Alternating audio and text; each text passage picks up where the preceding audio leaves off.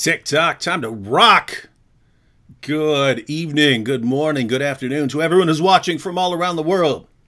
I'm your friendly neighborhood philosopher, David Wood, and with me now, the one, the only, the best in history at Wreckin' Islam, with the possible exception of me, shameless Sam Shamoun. How you doing, Sam? Hey, by the grace and mercy of our God and Savior Jesus Christ, I'm blessed. May He bless us, fill us with the Spirit, Lord Jesus. Be magnified through us and crucify our flesh, that we magnify you by the power of the Holy Spirit. In Jesus' name, and take Muslims captive for your glory. In Jesus' name, I'm blessed, bro. As long as Jesus is glorified in our lives, I'm blessed. And so we're going to be talking about everyone's favorite, Mohammed Hijab, my favorite, the golden boy, the guy we all want running Islam for many years to come, to show people the true colors of Muhammad. For too long, ladies and gentlemen, for too long, people have been given a false picture of Islam through representatives who do not reflect the true spirit and nature of Islam. But this younger generation, these Mohammed Hijabs, these Ali Dawas, these guys, perfect, right? You look at them, and it's just perfect. It's exactly what you want representing Islam. But occasionally these young guys, Sam, because they're so arrogant, because they're so filled with pride, sometimes they step a little too far, right? And they run the risk of making themselves not useful to the destruction of Islam because they're going to burn out too fast. You know what I mean? Man, they're going to burn out too fast. What's that? You know what? You just scared me when you said young guys. Are we that old, man, that Muhammad Hijab is a young guy in comparison to us? I mean, at least intellectual. I don't know how old he is. He's, he has the intellectual maturity level of like a 12-year-old, 13-year-old or something like that. But I don't know. I'm guessing he's 20s or something, 25, 28, something like that. I'm guessing. I'm guessing. I don't know. Anyone know how old he is? Yeah, man. It's like now 20s. Yeah, man. They're young. We're old. I'm going to be 48. God willing, if the Lord is pleased. Man, wow. Now a 20-year-old, I'm old enough to be his daddy. Mm-hmm. Now, just so everyone understands, once again, we've been through this before, so that everyone understands how this works. For years, Muslim organizations have been putting out false representatives, people who are designed for a Western audience to not show what Islam is really like. We need to get people to be the public persona of Islam who are what Islam is really like, right? And so how do you do that? Well, you get a couple of these young, arrogant, chest-thumping, me refute you, me strong. Get a couple of these guys, right? Because that's what Islam is like. If you go back to the time of Muhammad, that's what it was like, right? Oh, man. So we need a couple of these guys, and here's what you will see. Here's what you will see. They will do that, and you have many Muslims around the world who live far better lives than their prophet lived. But you also have this angry, younger, chest-thumping generation that's looking for, where's our guy? Where's our guy's not Shabir Ali? Our guy's not Shabir Ali. Where's our guy? And then Muhammad Hijab stands up. Me guy, me your guy. And all these young Muslims say, yes, finally we have a representative. And they get more and more popular. But guess what? These younger guys, they're already super arrogant, super aggressive. Their religion teaches them to be more arrogant and more aggressive. And then if, in addition to all of that, you give them a following of hundreds of thousands or millions of, they can't take it, right? They can't take it. They will become so proud and arrogant that no one, their scholars, no one will be able to challenge them. Their mob of followers will crush anyone who tries to get in their way. And we will be able to look at that and say, now the world sees what Islam is really like. That's what we're looking for. But again, some of these young bucks, man, they're going too far, too fast. You got to slow it down. So you got to pull on the leash a little bit. You got to pull on the leash. You're going too far. You're going too far. And that's what set things off recently. What do you think about all this, Sam? Because I've been, I talked about it with the apostate prophet and Abdullah Samir. Talked about it a bit with Robert Spencer. What are your thoughts on all of this? Well, one thing, just real quickly, this imitation, man, it comes like second nature to you. Man, you do it too natural. I mean, man, are you the missing link, proof that we evolved from primates, or is that Mohammed Hijab? But that's the first thing. Secondly, we've said it for years, and yesterday even Robert Spencer said it in your show and the day before. We said that when Muslims are outnumbered and they're in the minority, they will preach tolerance, peaceful coexistence. But as they increase in number, the true face of Islam will appear and the facade will be removed. That's what you're seeing in Mohammed Hijab, right? Because in the UK, they're able to exert their influence much more than in America. In fact, I've been told, David, and I think it's been confirmed to you, there are certain pockets in the UK the Muslims have basically taken over. You can't even go there. They've pretty much taken over. So when they reach a level in which they have enough military prowess or might, then you see the aggression, then you see the hate, then you see the intimidation, then you see the bullying.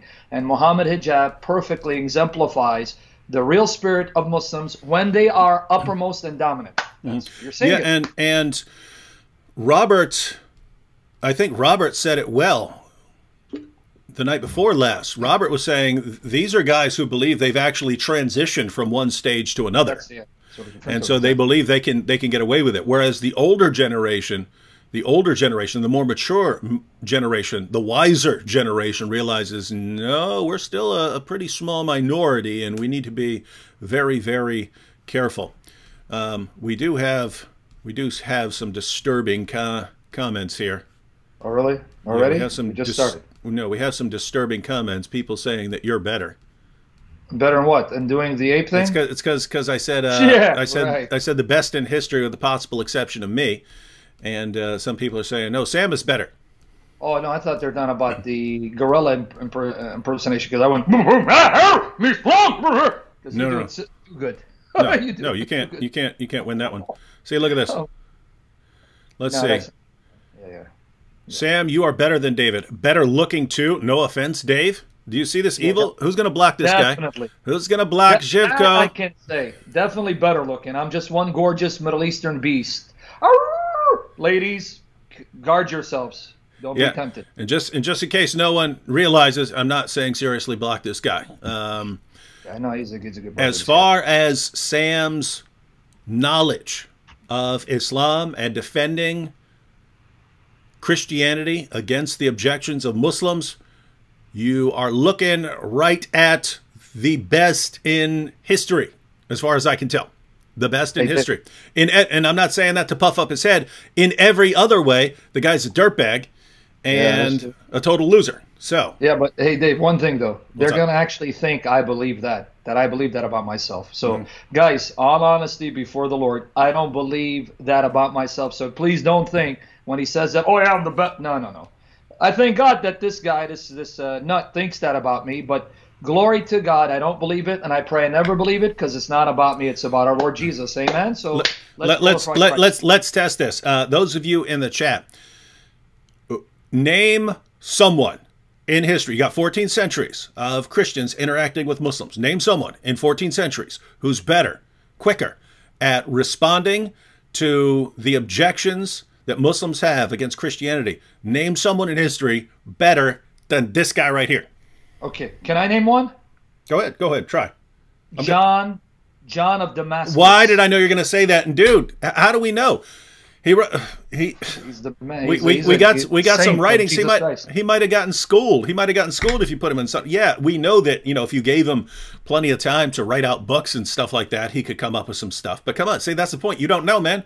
He might have been, I don't know. I have to think about that. John 5:30. Jesus doesn't have any power. I don't know. Right? He might have been like that, right? Yeah. All right. Well, someone did get you here. They said our brother James White. So now you can't refute that. Stop. Did someone say that? Yeah, no, a couple people said James White. That's it. Your history. Put you in your place, buddy. Wow. James is good. James is good at responding to Muslim objections to Christian doctrine. But my goodness, I mean, James was the one who gave you the name, the Assyrian Encyclopedia. Oh yeah, he did. He's the one who gave you that name. You also were wondering how I could even memorize the page number in James White's book, What Every Christian Should Know About the Quran, page 289. Mm-hmm. He dedicates it to TAE, which is an acronym for the Assyrian Encyclopedia. Thank you, James. We love you, bro. And here we have a smarter person here. Divine Soldier says, objection, David is better. Sorry, Sam. LOL. No, he's got to get blocked. This guy definitely's got to get blocked. Yeah, see. And so I would say to you guys, I would say, what do you mean? You know what I mean? What you mean, baby? Yeah, Sam is better in knowledge, all these things. If you're talking about someone who can sit down and make a video just really making fun of a position in epic fashion, I think I'm the best. I'm the best at that. All right. All right. Yeah. If you're talking about heaping ridicule on someone, I think I'm the best at. Yeah, that when it comes to doing stuff like that, you're a genius. You're a dastardly genius. Thank Jesus you're saved. Guys, imagine, I'm being honest, if this guy wasn't saved, he wasn't born of the Spirit, he didn't love Jesus, this guy would be dangerous in any worldview he embraced, because he's a wrecking machine. Thank you, Lord Jesus. You saved this mind and you sanctified it for your glory, because this guy is the General C. Patton of Christian apologetics. That's the truth. I've seen a couple of comments on this. What do you know about hijab being fired from IERA? I don't know how they say it. Do they say IERA, or do they say IERA or IERA? I've heard some people say IERA. That's what I've heard. But yeah, that's an Islamic organization. I just found out right now because Abdullah Samir tweeted it. He put a tweet. He tweeted it. Tweet. He tweeted that he pretty much was let go, but the way Mohammed Hijab articulated it, it's as if he stepped down and walked away to join this other organization. Well, I mean, it could be, couldn't it? I mean, to be fair, I don't know. The timing would be pretty peculiar. I mean, he's having these meltdowns online, throwing these tantrums. I mean, he already. He's the one. Him and Fareed Responds were the ones who were responsible for the holes in the Quran. The holes in the narrative fitna that's been destroying the confidence of Muslims. And then to cover that up, Hijab starts scrambling and embarrassing everyone, going after women. You got the golden showers thing where he came on and he starts babbling about golden showers and all these perverted sex acts. And people were saying, I don't know what that is. I just had to look it up, and that's disgusting. Why is this guy an expert in this stuff? Because he's just an expert in every kind of perverted thing that you've never heard of. And then, of course, he started attacking not the apologists, but their wives, right? Like, instead of wasting my time going after these men, I will go after their wives. Me strong, me go for the women. You see me pop these women. Behold the power of Islam. Hey, man, where did you get this impersonation, man? Is this a cartoon character that you grew up watching? Because you do it so natural. Dude. No, I don't know. The closest thing in my mind was Grimlock from the Transformers, right? So it's not even a caveman. It's a little bit caveman mixed with some Grimlock. You remember Grimlock, man? No, I remember Captain Caveman. Okay, yeah, I remember that too. Captain Caveman! Yeah, there's him, but the Transformers had someone, had the Dinobots, and the leader of the Dinobots was Grimlock, and he was always going, me, Grimlock, smash! And so... Man, I can't stop laughing when you do it, dude. You do it too natural. Well, get ready to laugh. Grimlock meeting Muhammad. We could. Hey, if you think it's funny, Sam, get ready to laugh, because we're going to be doing this a whole lot tonight, because we're going to be going through Mohammed Hijab's Twitter feed and see how everything has unfolded recently. A fresh coat of paint here says. Before you go there we have Sister Renee. She loves to take these screenshots, weird screenshots. So let me give her some for today. Here you go, Renee. Enjoy. L for love. You need to lower your head, dude. You need to lower down. Your L's all the way up above the screen. Okay, here. L for love. Leader. All right, there you go. All right. So I guess we'll go ahead and. I'm still looking at comments about Sam being better. What the heck is wrong with you people? Go to his live streams. Yeah. Yeah. Hey, man, what grace, glory. If you love him so much, go to his live streams. Bro, man, by the grace of God, these late night streams, I'm getting close to 1,000. Like when I go late. Yeah, and aren't you going live tonight with? Yes. With Two a people. Yep. young Muslim? Yep. Guys, tonight again, 12 a.m. Eastern Standard Time. 12 a.m. tonight, I'll be answering questions for a Christian and a young Muslim. A young Muslim who was actually one of the Muslims that tried to prove the Prophet of Muhammad. He reached out to me. He says he has questions about the Trinity. So tonight, God willing. That's it. So you guys want to tune in for that. And those actually, I really think those are better conversations than when we get some of the actual apologists on there, because a lot of the apologists, and you know, this can be true of us too. You're trying to refute a position. You go into the conversation with a mindset, I'm going to refute this position. Whereas a lot of these younger Muslims, they're going in, even though they want to show that they're right and we're wrong, they're not as aggressive and arrogant, and they're more willing to actually, you know, have a discussion. And we're interested in hearing their positions as well. So you actually end up with a kind of a more productive discussion. Look at this. Carnivore bear. Overruled. Hey, Sam is better. You ain't lying. But listen, let me tell you something. I've noticed people are fascinated with the fact that I drink Coke Zero and Mountain Dew Zero, which hopefully I'll stop sooner than later. It's like, Sam, why are you drinking that? So one guy just asked me, hey, what are you drinking, Sam? Is that colored water? Here, it's sparkling ice. Okay, guys? I know you care about me and my health. You want me to stick around. If the Lord wants me around, I'll be around, all right? Even though I'm round, but if he wants me around, I'll be around. All right, just wanted to say that. All right, Sam, you ready to... Yeah, let's go. We're ready to go into the belly of the beast. I'm about to click on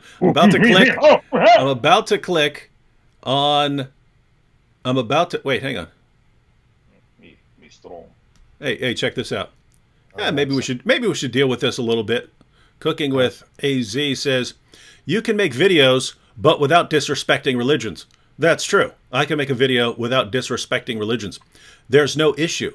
It's only when you laugh at the same tone. What do you mean laugh at the same tone? This is causing a divide, in my opinion. I'm sure there's other ways. What do you mean causing a divide? There's an ideology out there that calls for your violent subjugation. You've got a picture here with you sitting with a little girl. According to Islam, they can come in, slaughter you, and take that little girl as their sex captive. Now, For it, against it, or neutral? Which are you? Because we're against it. 100%. We're against it. The only difference is when people try to say, oh, but you shouldn't criticize other religions. And meanwhile, our Christian brothers and sisters in various parts of the world, in Nigeria and Pakistan, our sisters are being kidnapped, forcibly converted, forced to sign confessions that they've converted, impregnated, and then when the police actually hunt them down, it gets brought before the Muslim judge who says, nope, too bad, she's converted. I have a signed document here. And so, cooking with AZ, for it or against it, or neutral, because we're against it. But we go after the ideology that promotes it. And if you're sitting there saying, no, if you go after the ideology, you're going to be offensive and you're going to hurt people's feelings. What you're saying is, yeah, just sit back and do nothing about this stuff. No. Answer is no. Not while there's blood coursing through these veins. Not stopping. Yep. Not stopping. But if you, cooking with AZ, let me go ahead and say, if you're the sensitive type and you're worried about disrespecting religions, I know where you're going with this, man. You might want to leave right now. You might want to leave, dude, because this is not going to be the program for you.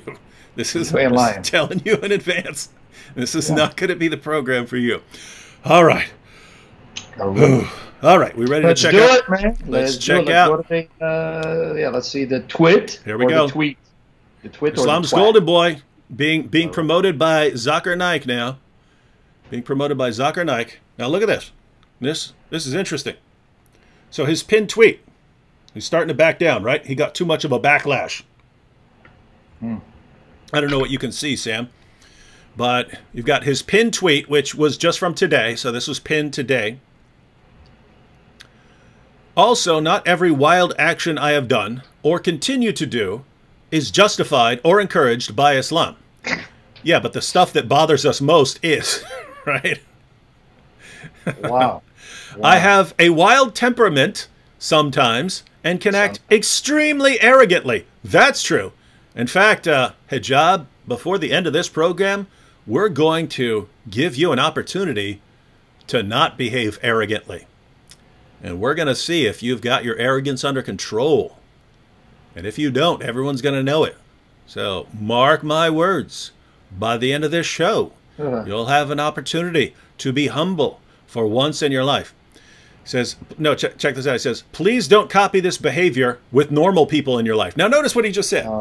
Normal He's people. got all of his behavior. And guys, if you're just tuning in, you didn't follow recent events, Hijab's been going after people's wives, insulting people's wives, attacking people's wives with language that uses the imagery of rape and torture and things like that. And he uses the imagery, but the way he'll put it, and we could probably look at some examples, the way he'll put it is enough to keep him from being blocked by the platform, because he doesn't mean it literally. He doesn't mean literal rape. He's just using the imagery of rape while attacking people's wives, right? So not the apologist, not the apostate prophet, not Abdullah Samir, their wives, right? So notice what he says here, though. Please don't copy this behavior with normal people in your life. You see that, Sam? Yeah. No, you understand what that means. You saw right through it, right? Normal people. So someone like David and I deserve the insults, which he's been spending more time attacking you, Abdullah Samir, an apostate prophet, because he sees you guys are doing greater damage against Islam. So you guys are not normal. You guys are the shayateen. You are demons, and you deserve the abuse you get. But normal people, pretty much dhimmis, who are ready to pay jizya to the Muslims, no, don't treat them that way. That's basically what he's saying. So he's pinned this, and it looks like he's trying to very rapidly change his reputation. Not so fast, Hijab. Not until we say. Yeah. I see he's advertising products, man, because Abdullah Samir brought look that at up, this. right? Abdullah Samir did it? Remember in your show, he's talking about that now he does like infomercials for products, whatever products he has. I didn't know that, but here, there's right in the next tweet. Do you see it? Yeah. Now on Amazon. You can now get it free. You want brush for beard? Hey, I should make a Mohammed Hijab beard comb commercial. There it goes. But no, I think with this advertisement, I think that he's just trying to fill up his recent tweets with nicer stuff, right? With nicer stuff or neutral stuff, so that people who haven't been on his page for several days come and see this and don't see the other stuff he's been saying, which is pretty darn disgusting. All right, let's keep scrolling here. We're going to see. What? Is that from the mask? What is that? I see the announcement where he says he's no longer working for ERA or IRA. Announcement. I am no longer working for ERA. I'm grateful to them. I'm now working for Sapiens Institute. And from today, I'll be adhering to their policies and code of conduct. Come on! Mohammed Hijab's going to adhere to a code of conduct? You've got to be joking. There is no code of conduct for this man. The only code of conduct is whatever is convenient at any given time. Now, what do you think? I mean, given the timing, it seems like they had to separate from him because of his behavior. Definitely something happened behind the scenes. In fact, guys, if you want to see Muslim infighting, within the last 2 weeks, they've uploaded on YouTube the infighting between the Muslim propagandists at Speaker's Corner. You have videos by Shamsi. Shamsi is one of their better known da'i against Ali Dawa and Hamid, and they're all going at it. They're all posting videos where they're criticizing each other and accusing the other of being innovators and not following Islam. In fact, Mohammed Hijab just came out unleashing on Shamsi for mockingly trying to shoo someone off by saying, Muhammad married his adopted son. And Mohammed Hijab got really angry and animated. He goes, you shouldn't be. So if you want to know how these Muslims treat each other, glory to God, God is exposing them because they're exposing themselves on YouTube. So I am certain behind the scenes, the people at IRA, however you pronounce it, had some choice words to say to Mohammed Hijab saying, look, dude, you are disgracing us. You are humiliating us. You cannot be associated or affiliated with our platform because we're trying to maintain a facade We're trying to deceive the non-Muslims and thinking we are peaceful and loving, following the sunnah of the Prophet. And what you're doing is you're exposing the real spirit of Muhammad, and we can't have you. So something happened behind the scenes that they basically told him, why don't you just step down? We won't come out and say that we let you go. We'll let you say that you step down of your own accord and join Sapiens Institute, right? Yep. That's most likely what happened. Yeah, try and help him save a little face by letting him announce it and say that, oh yeah, I'm going with this other organization. I'll be adhering to their code of conduct. Well, does their code of conduct, Mohammed, hijab, does that include harassing women? And here's the thing. It wasn't simply hijab. It wasn't simply him using this horrible language and so on against women. It was that he then encouraged his followers to do it as a group, to adopt the same behavior. In fact, let me go ahead. I believe I have these from last time. Let me see here. Okay, so so I have this on the screen. This was one of the posts about the apostate prophet's wife, and so that is, if I were to click on, if you click on these pictures, they get bigger and you see more. But so he puts up a picture of a tweet from Mrs. Apostate. So that's the apostate prophet's wife. And hijab says, when these anti-Muslim attention whore Islamophobes need to get on their knees in intellectual submission before they are whipped by freedom of speech by the Twitter Muslims, and they reluctantly open their mouth in protestation to find they have been defiled by the truth. Do you see how he's using imagery of rape and torture, right? Get on their knees. But notice what he'll do in order to avoid just getting blocked. He adds intellectual, defiled by the truth, right? But he's saying, so notice the whore, and the one in context here is Mrs. Apostate. The whore gets on her knees in submission.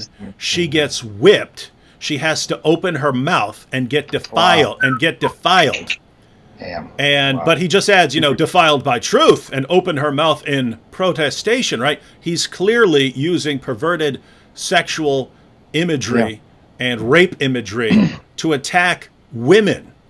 And this is the new I'm thinking the new face of the Sapiens Institute. No, I'm thinking this is more a reflection of his sick, filthy, perverted mind. Oh, of course. Because even when I attack someone, I don't use that language. Let's say when there's someone who comes and attacks and blasphemies, and I want to give him a taste of the medicine, I don't use this kind of language or metaphor. So there's something sick about this dude, that his mind is geared towards sexual deviant acts. This tells me more about this sick psycho, that he's mentally, psychologically sick and perverted, and he's got these sick sexual fantasies that he's projecting on other people. Because, man, I have not seen anyone use this kind of language, a language that clearly is calling for the raping, the violation of a woman. This dude is on a whole another level of sickness, man. Yep. I thought Muhammad was sick, but my goodness, to talk like this guy, I guarantee you he's got serious sexual issues. Yeah, I mean, think about this. When you combine this with the way he was talking to me and the apostate prophet, telling the apostate prophet to get on the ground to accept my golden showers and things like that. This is a sick dude. And let's go ahead and check out the next one. So notice that would be bad enough. That would be bad enough if it were simply him saying this stuff, right? But what does he do?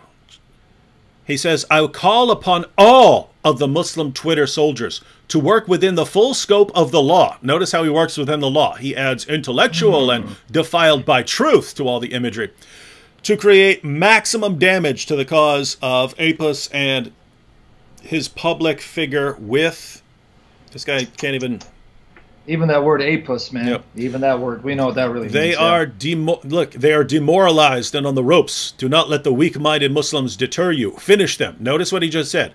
I call upon all of the Twitter Muslim soldiers to do the same thing that I'm doing. Finish them. So he uses this disgusting language, and then he tells his followers to go out and do the exact same thing, to go around harassing people in the same way. So this is the new face of Sapiens, and this is the golden boy of Islam. I mean, he has a ton of followers right hand. He has a ton of fans right here in the chat who love him, who love this idea. And so, in case anyone didn't know, the other day when I took a bite out of the Quran. When I took a bite out of the Quran, it was in response to this. It was, if you're going to do this, if you're not only going to use this kind of language, but also you're going to encourage other people to now go around harassing our wives, you're taking it to another level, and I'm going to take it out on your book. And I'm telling you, Mr. Hijab, once, you know, the Quran is an acquired taste. The Quran is an acquired taste, you know. Taste it first, and it's like, that's disgusting. And you take a bite out of another surah, and you're like, it's not so bad. You take another bite out, and then you're like, I'm starting to like this. You remember, by the way, Abdullah Samir said something the other day, and when he had a video, he's saying some of the terminology used, these sexual, metaphors. Abdullah Samir said something. He's absolutely right. He goes, I didn't know what these metaphors meant. I had to look it up. And even with the golden shower, and we're not going to get into what it is, but the first time I ever heard that used was in reference to Hitler. Someone told me that Hitler was a sick sexual deviant. So I don't know. I just remember someone telling me he used to like golden. And I asked him, golden what? What the hell is that? And so what does it tell you about this guy? He knows what these words mean. Yeah. Use it. What does that tell you, man? No, I mean, seriously, think about this. If this is a nice, good Muslim who spends his time in the mosque and studying, and he describes himself as what does he say? A political philosopher and nonsense like that. And this guy is like the ultimate expert on sexual bondage stuff and every like perverse fetish there is. And he's like the expert on all of these things. This is the new face of Sapiens, man. Oh, wow. Right. Look forward to. By the way, is that true about Hitler? Do you know anything about Hitler? Was he a sexual deviant as well? Wouldn't surprise me. Seemed pretty sick, but yeah, I have no idea. Any of you guys know? Yeah. By the way, does anyone know? They've already put it. Does anyone know what this is from? I mean, is this from The Mask with Jim Carrey? Yeah, it is from The Mask. Yeah, that's Jim Carrey. I was going to wonder, why did he put it? What's the tweet with it? What is he? Is he showing he's taking off the mask? Is that what it is?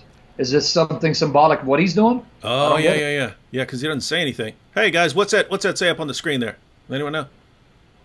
Yeah, so I'm wondering if this is like a Freudian slip on his part. He's removing the mask, that facade, and truly exposing the filth of his heart and the filth of his God and his prophet. Yeah. Things that make you go, right? I mean, think about it. Of all the images, you got this. How Freudian. Yeah. All right, yeah, people are saying, it's the mask. People are saying Hitler. Some people are saying Hitler was a pervert. You see, and I just mentioned that because that was the first time in my life I even heard that metaphor. And this guy's thrown out metaphors like he's mastered it. He knows what it is inside and out. I guarantee you, this guy. I guarantee you, the way he speaks, this guy's got some sick, sexual, perverted addictions. He's sick. I guarantee you. No one talks like this unless you're sick. Yeah, but him strong, so let's make him face of Islam. Him strong. Golden shower. You like my golden shower, boy? You'll get down on your knees and feel the power. As you are defiled by the truth. Dude, man, you do it too naturally, dude. You're going to be killing. We got to do a skit on this. Halal Hogan meets me strong. We got to do that, man. You do it too naturally, dude. It scares me. It's freaking me out. All right, now, hang on. Now we're getting into some of the, I guess, explanation here. So he says, in the last week on Twitter, I've been going on a rampage against some Islamophobic figures. Say it right. Been going after their wives. This rampage could be characterized by bitterness, sharpness, and relentlessness. Don't forget cowardice, you sniveling coward. Yeah, I will be taking the advice of the many sincere people who have advised me, move on to other things. Not so fast. Not so fast, Mohammed. Not so fast. You don't just get to surprise, Mohammed. You don't get to say the things you said, to do the things you do, and then just move on like nothing has happened. There are these things called repercussions. There are these things called repercussions.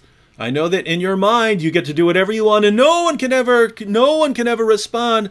This ain't one of those times, Mohammed. This ain't one of them times.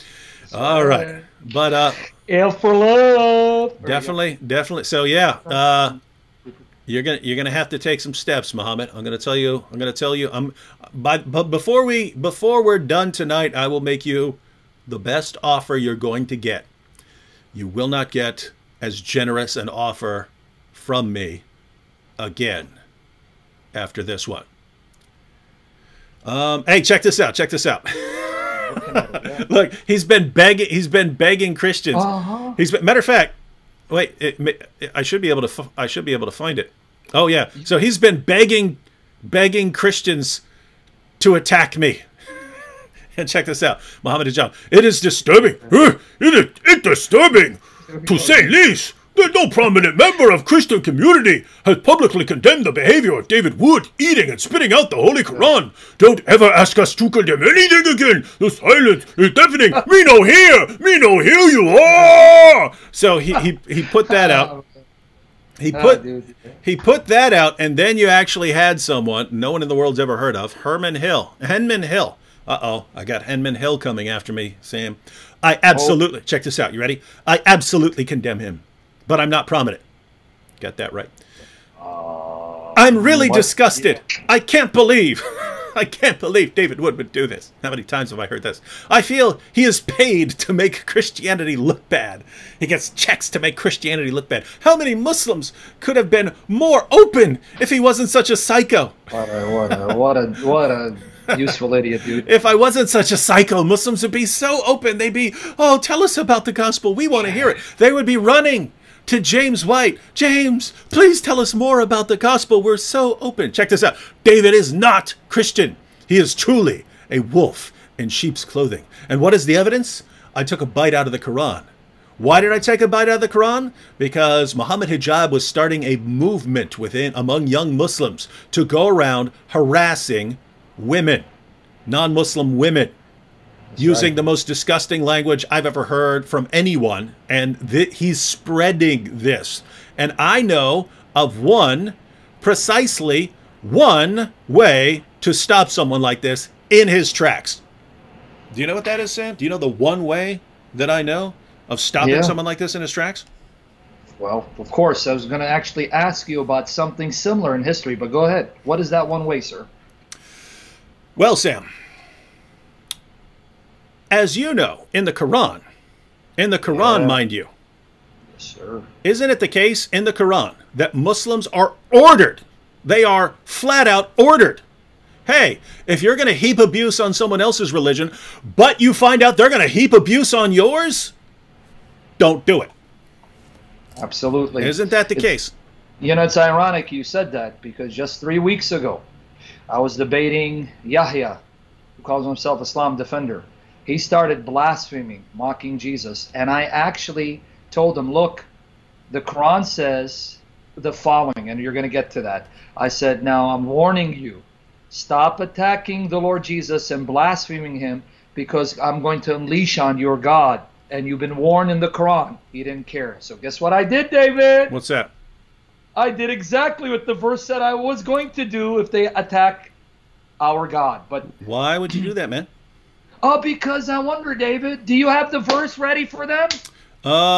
Yeah, I gotta let me pull it up. Chapter 6. I know. 108. Show it to these guys. Muslims, we want you to listen now. Now, David is going to post a verse. Obviously, Mohammed Hijab pays lip service to the Quran, because if he really loved Allah and his messenger, he would do what this passage says he must do and avoid the thing the passage says he must avoid. And what are Muslims told not to do and what they're supposed to do? What does their Quran say, David, that they believe is the eternal, uncreated speech of Allah? What does it say? This is going to be the wrong size because I'm pulling it up here, but let's see what they have. And I have a good commentary on it, why it was revealed. Good. All right, let's look up multiple translations here. All right, here we go. Watch here, guys. Watch the verse. Ready? So we'll go through a couple translations. Surah 6, verse 108. Revile not those unto whom they pray besides Allah, lest they wrongfully revile Allah through ignorance. So this first part is the key. We'll read a couple translations. Revile not those unto whom they pray. Notice, talking about other people's gods. Revile not those unto whom they pray besides Allah, lest they wrongfully revile Allah through ignorance, right? Don't make fun of their gods, lest they make fun of your God, right? Exactly. Yusuf Ali, revile not ye those whom they call upon besides God, lest they out of spite revile God in their ignorance, right? So if you're making fun of their gods, then they're going to make fun of your God in return. Now the story is actually a little more interesting than this. Hilali Khan, and insult not those whom they, the disbelievers, worship besides Allah, lest they insult Allah wrongfully without knowledge. So, and Shakir, and do not abuse those whom they call upon besides Allah, lest exceeding the limits they should abuse Allah out of ignorance. Right. So, Sam, what's going on here? Now I'm going to give you guys the so-called historical context of the passage. Guys, I want you to pay attention to the passage. Please pay attention. Notice that the reason why the Quran says don't attack their gods, it's not because you should love your enemy, right? Be kind to them. Pray for those who spitefully use you. No, the reason is lest they attack Allah. In other words, this is not done out of love for the unbeliever, love for the quote-unquote sinner, in order to love them into repentance and show them a better way. That's not the reason. The reason is, hey, if you mock their gods, they're going to attack Allah. So you don't want them to attack Allah. So it has nothing to do with the salvation of the unbeliever, being kind to the unbeliever, loving the unbeliever, and turning the other cheek. Nothing to do with that. It's purely selfish. Don't attack lest they attack Allah and desecrate Allah. Now, let me give you the context. Now you can read this online for free. Altafsir.com, altafsir.com, A-L-Tafsir, T-A-F-S-I-R.com. Read the commentary provided by Al-Wahdi, Asbab al-Nuzul. Asbab al-Nuzul. Asbab al-Nuzul means the occasion, revelation, why this passage was revealed. It's a little lengthy, but you want to get the historical context. Revile not those unto whom they pray beside Allah, lest they wrongfully revile Allah through ignorance. Now, the translator wrongly put 5:108. He meant chapter 6, verse 108. Said Ibn Abbas. Who's Ibn Abbas? Muhammad's first cousin, considered one of the greatest Muslim scholars ever lived. According to the report of Al-Walabi, the idolaters said, "Oh Muhammad, watch this, David. Guys, pay attention. Listen to what the idolaters were doing. They were trying to avoid a conflict and war. Oh Muhammad, either you stop reviling our idols or we will revile your Lord." Guys, let me park it there.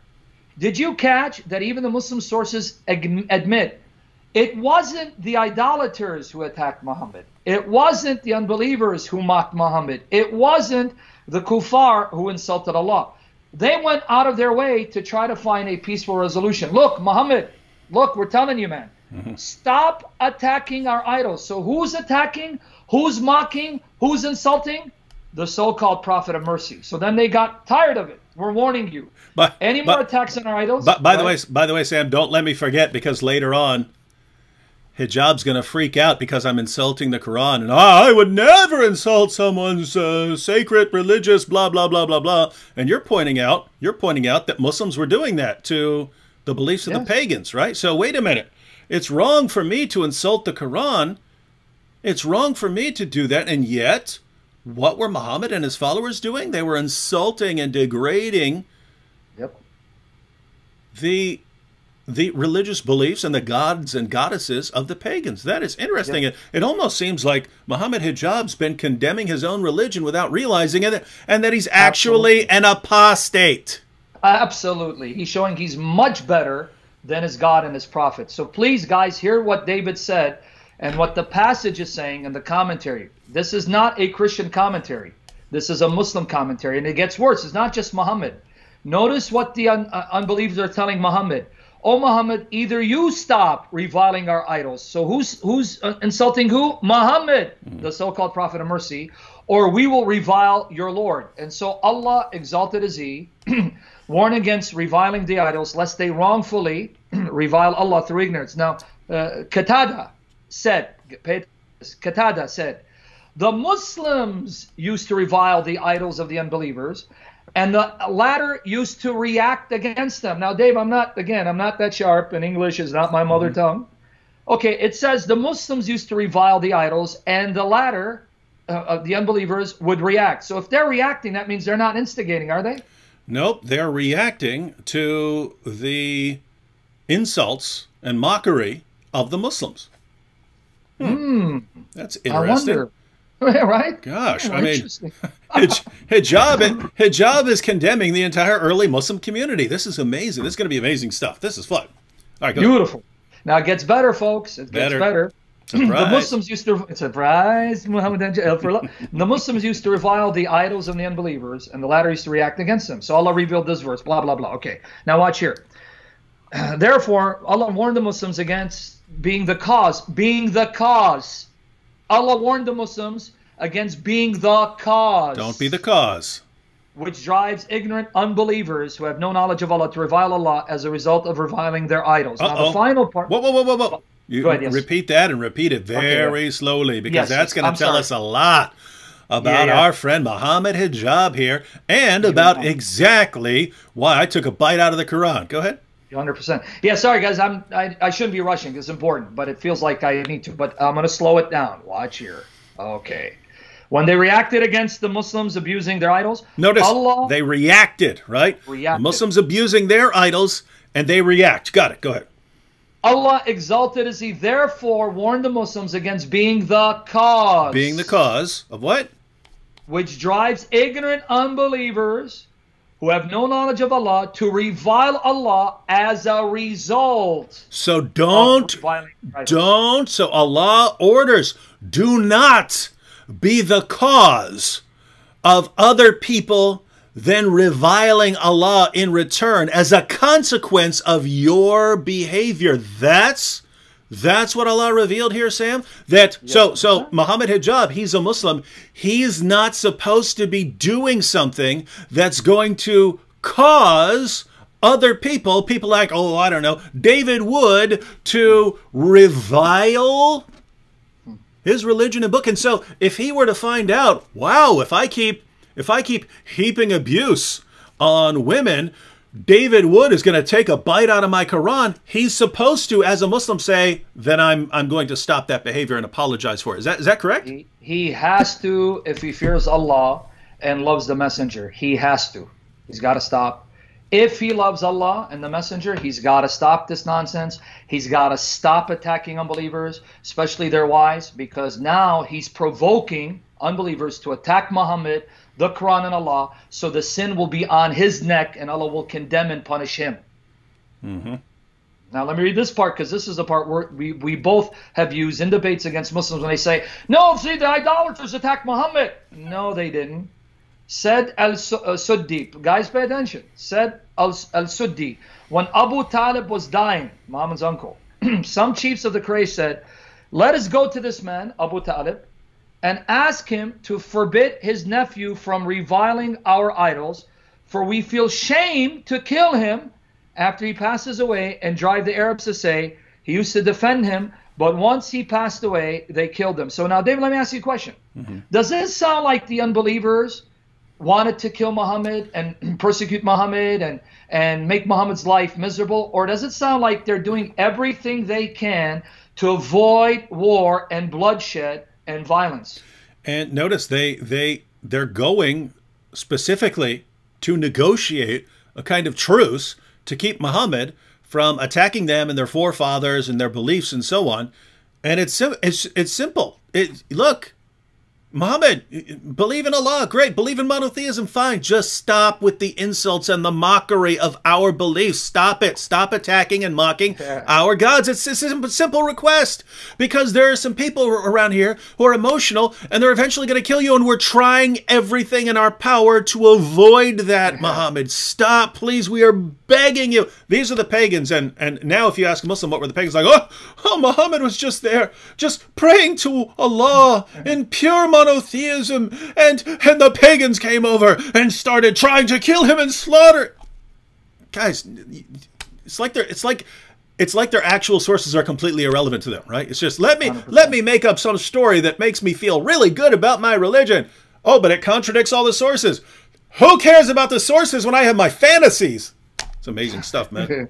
Now, just to confirm what you said, they had no problem with him preaching about Allah. Remember what David said? They had no problem him preaching Allah. Here's the confirmation right here.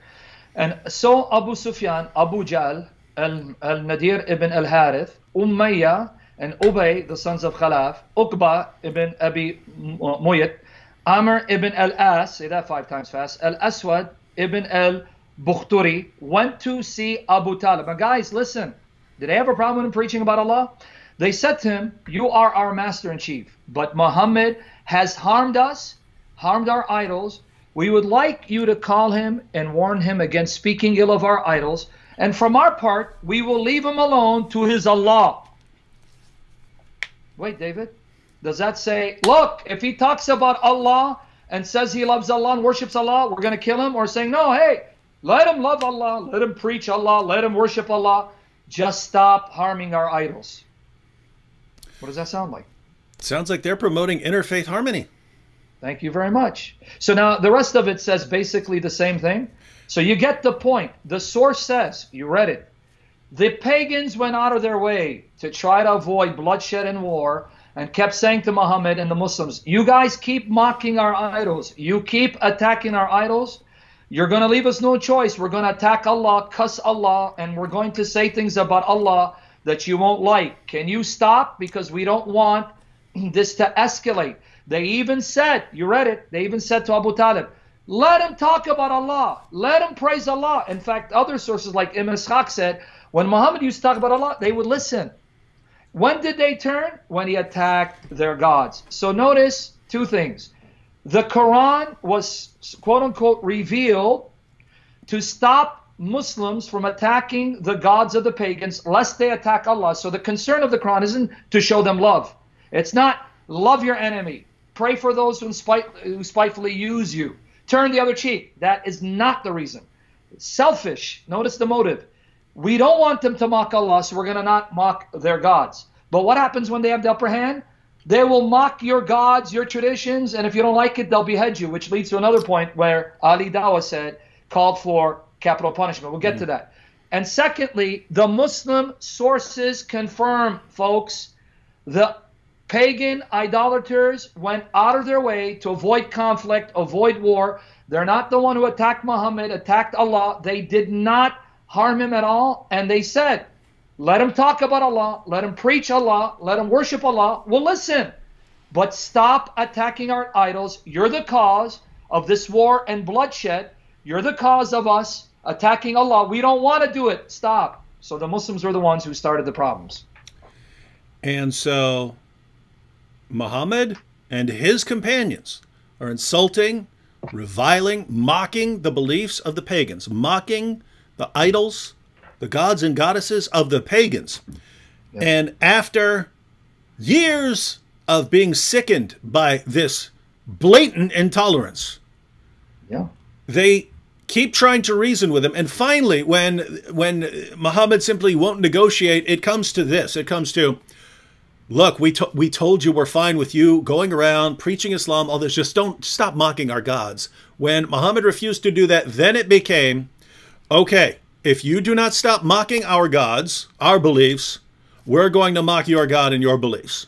Yep. And that's when Allah subhanahu wa ta'ala revealed, you Muslims, you are now ordered, you Muslims are now ordered that if your actions are going to lead someone else to heap abuse on your religion, stop what you're doing. stop doing it. Now this wouldn't be, everything, right? If someone said stop praying to Allah or we'll do something there, a Muslim would be obligated to, no, I have to keep praying.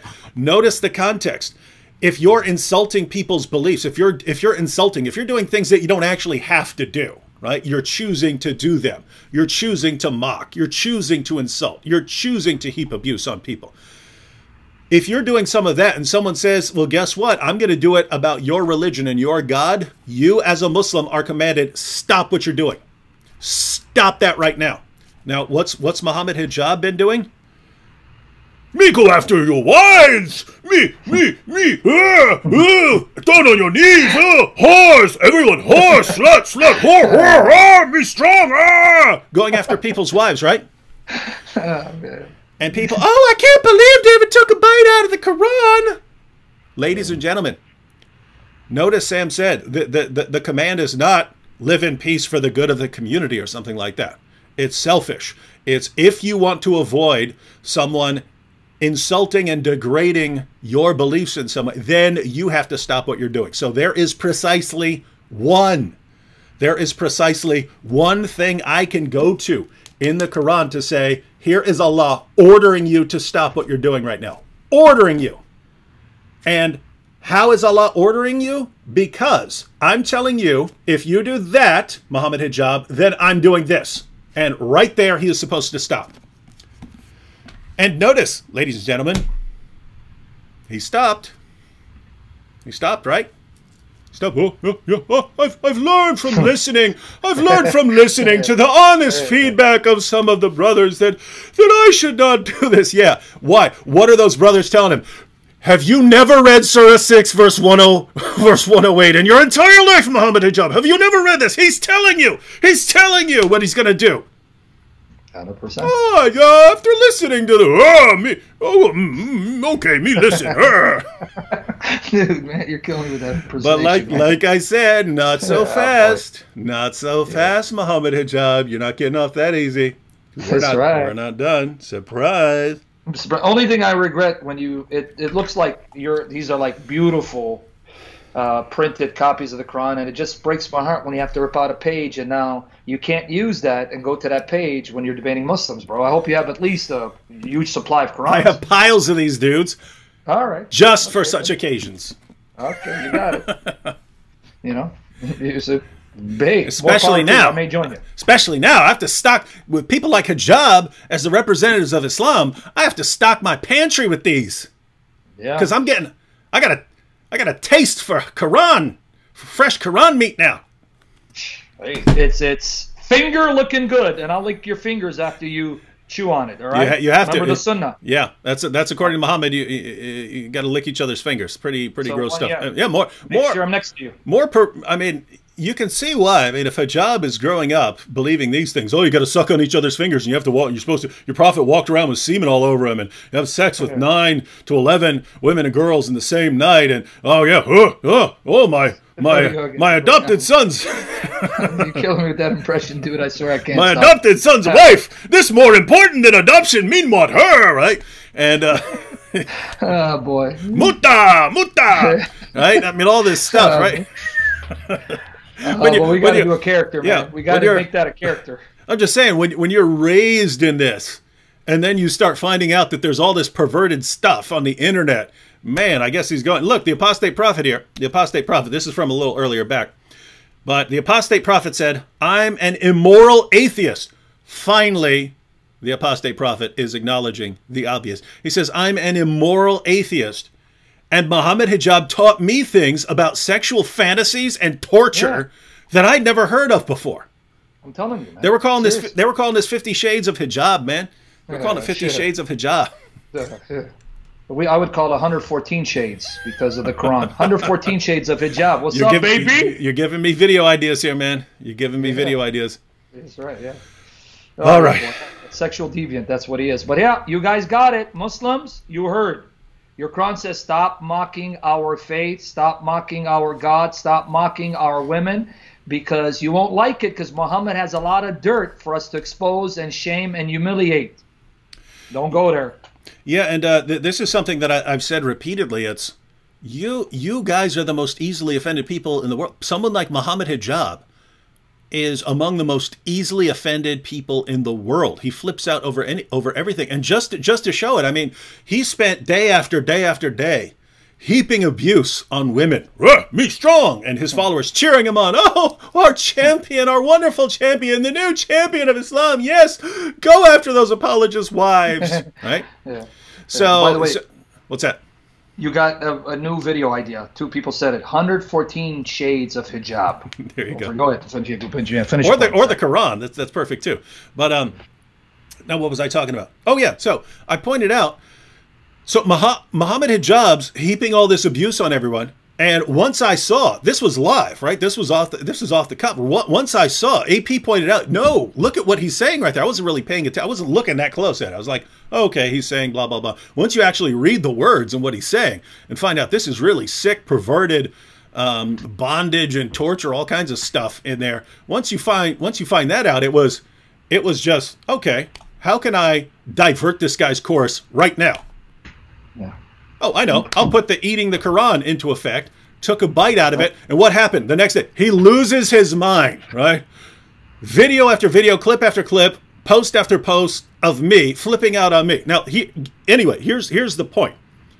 Mohammed Hijab, if you can spend your entire life figuring out how to insult people, and it takes me all of 6 seconds to completely derail you and send you wherever I want you to go, and then you are immediately start backing down. Oh, I'm sorry, guys, I'm sorry. Are you really made for this stuff, man? Are you really made for it, man? Not. Yeah, this is not. Yeah. The point here, and this is honest, straightforward advice. Those of you who are following Mohammed Hijab, you should not be following people like no. To be clear, I want you following people like Mohammed Hijab because I want your ideology to collapse. But as far as you as individuals, you as individual human beings, you don't want to follow. You don't want to follow this guy because you're not equipped for this. You're not equipped. There's too much material in your sources. There are too many ways for us to insult and revile your belief. Now, I suppose someone could say, well, you were insulting anyway. You were already insulting. So what else can you do, guys? Keep in mind, we can dial this up, man. We can always dial it up, right? What do? We sit here, we go through, yes, I use sarcasm and so on, but the sarcasm, the mockery, it's never just sarcasm and mockery for the sake of sarcasm and mockery. We're never just insulting for the sake of insulting. You go to any episode of Muhammad's Boom Boom Room, you go to any episode of Islamicize Me, it's content-based. There's content. We're making a point. And we're making it more memorable. We're making it stand out in people's mind more by adding some mockery and sarcasm to it, right? But it's content-based. The point is, if you guys decide to go a different route, I don't need to make things content-based. I can just start ripping up Qurans and so on, right? We could just do that, right? The point is, we don't want to go that route. Yeah. Your guys like Mohammed Hijab are causing us to go that route. And Sam, what was it? If they're causing other people to heap abuse on Allah and his religion, what are they supposed to do? They better stop being the cause of unbelievers attacking Allah in ignorance, because it's going to happen to you Muslims when you violate that command. Allah will discipline you and punish you, because the unbelievers will be given a reason to mock Allah, ridicule Allah, expose Allah and his messenger to your shame and humiliation, and Allah's not going to be happy with you guys. Yeah, and so if you're not obeying Allah's command, if you just keep doing stuff that's causing unbelievers to heap abuse and insults on your Quran, on the speech of your God, he's going to punish you. You're going to get fired from Yera. Yeah. Well, I think even Sapiens Institute, it's going to be a matter of time. They're going to have to get rid of this guy, because this guy's done too much damage already. No one's going to be able to deal with him. And guess what? Here's the thing.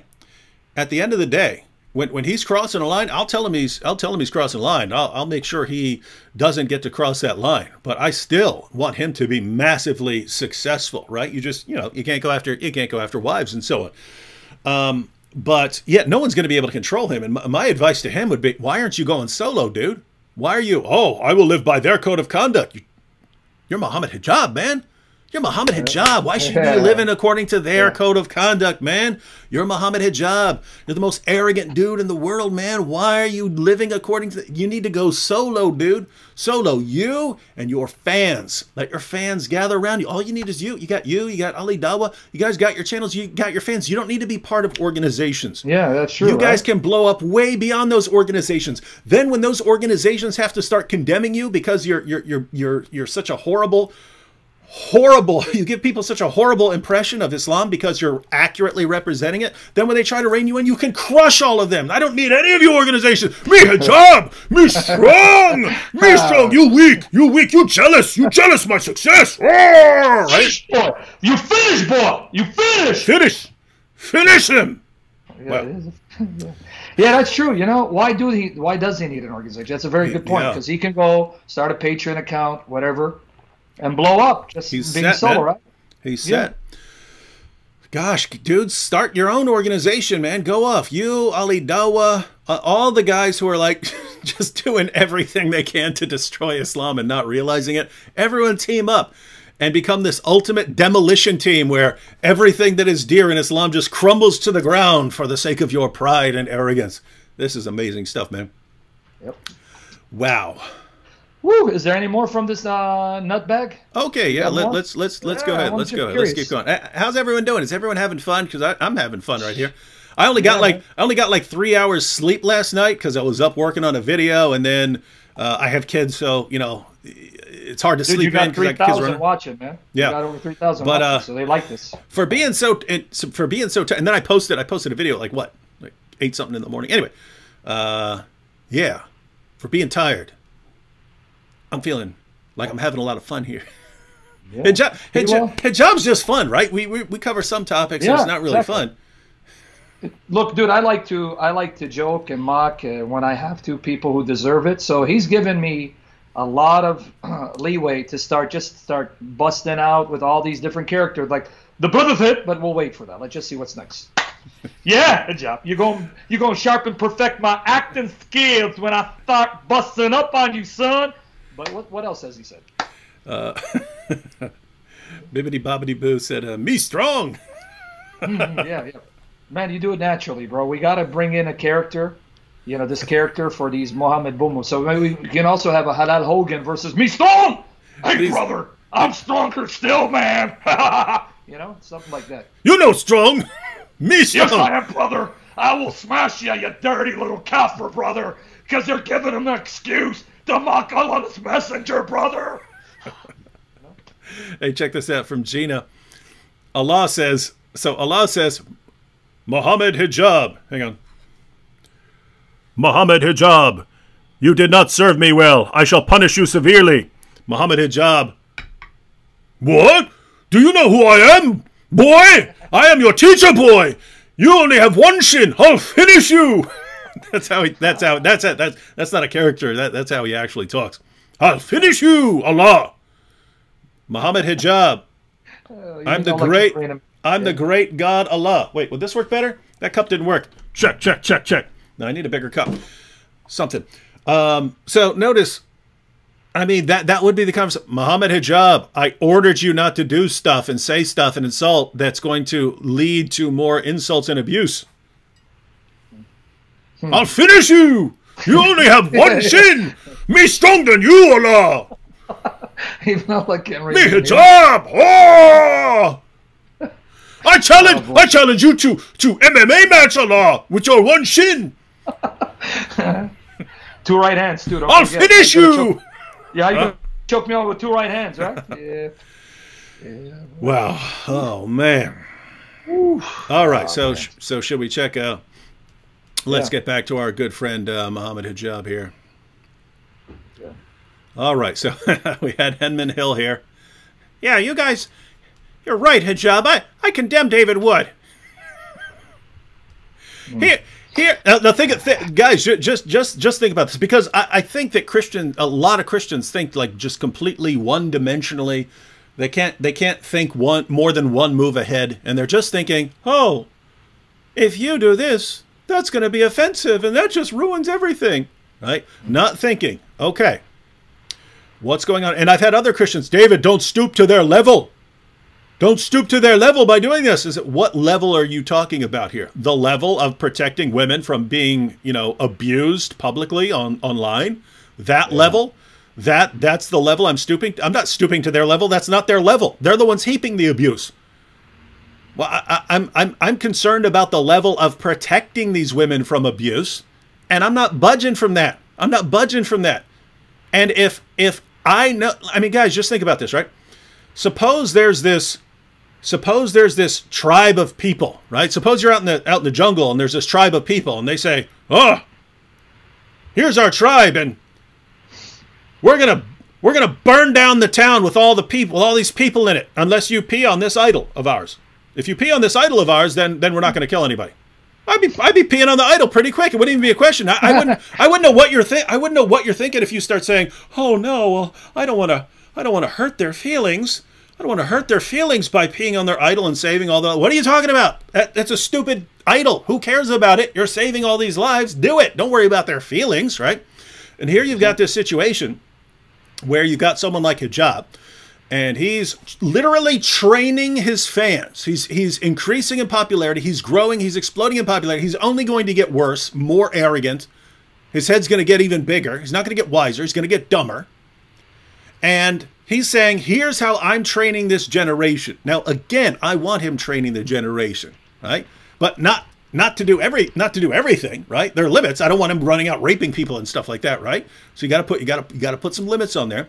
And one of the limits is, no, you guys aren't forming these gangs of professional harassers who run around heaping sexual perversion imagery on women who happen to be associated with the people you don't like, right? You're not doing it. Okay. Well, if I'm going to not allow that, and I know there is precisely one way I can order him, according to his Quran, to stop, and I say, okay, I'll do that. What is it?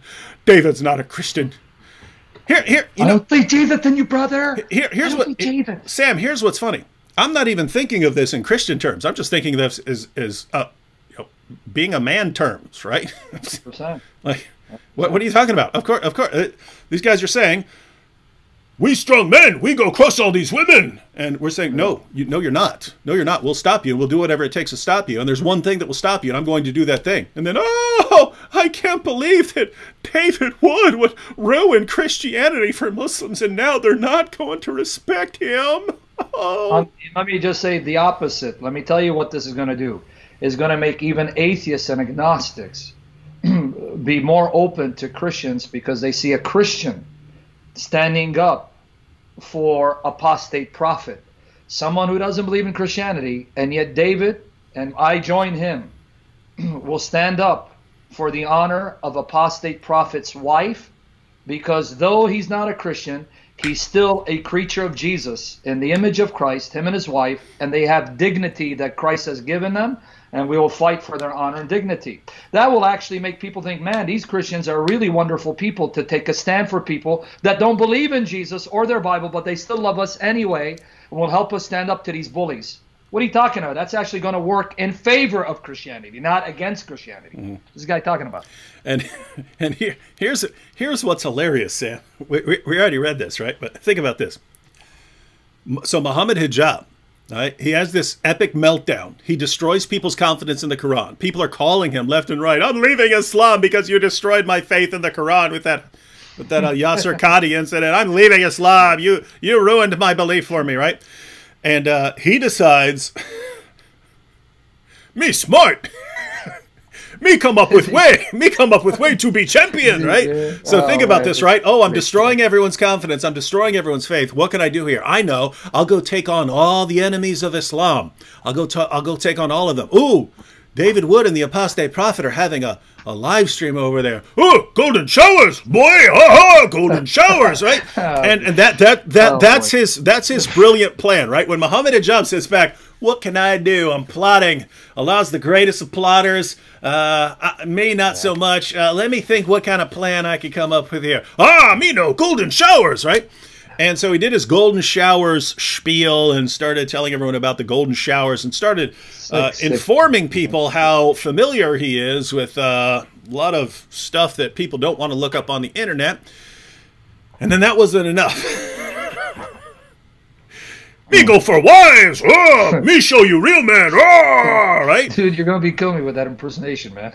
I mean that's it, right? This is his plotting. This is his plotting, right? Yeah. This is so funny, right? So this is his plotting. This is his brilliant plan. Then once I really understood, we were live when I actually paid attention to the words that were being spoken.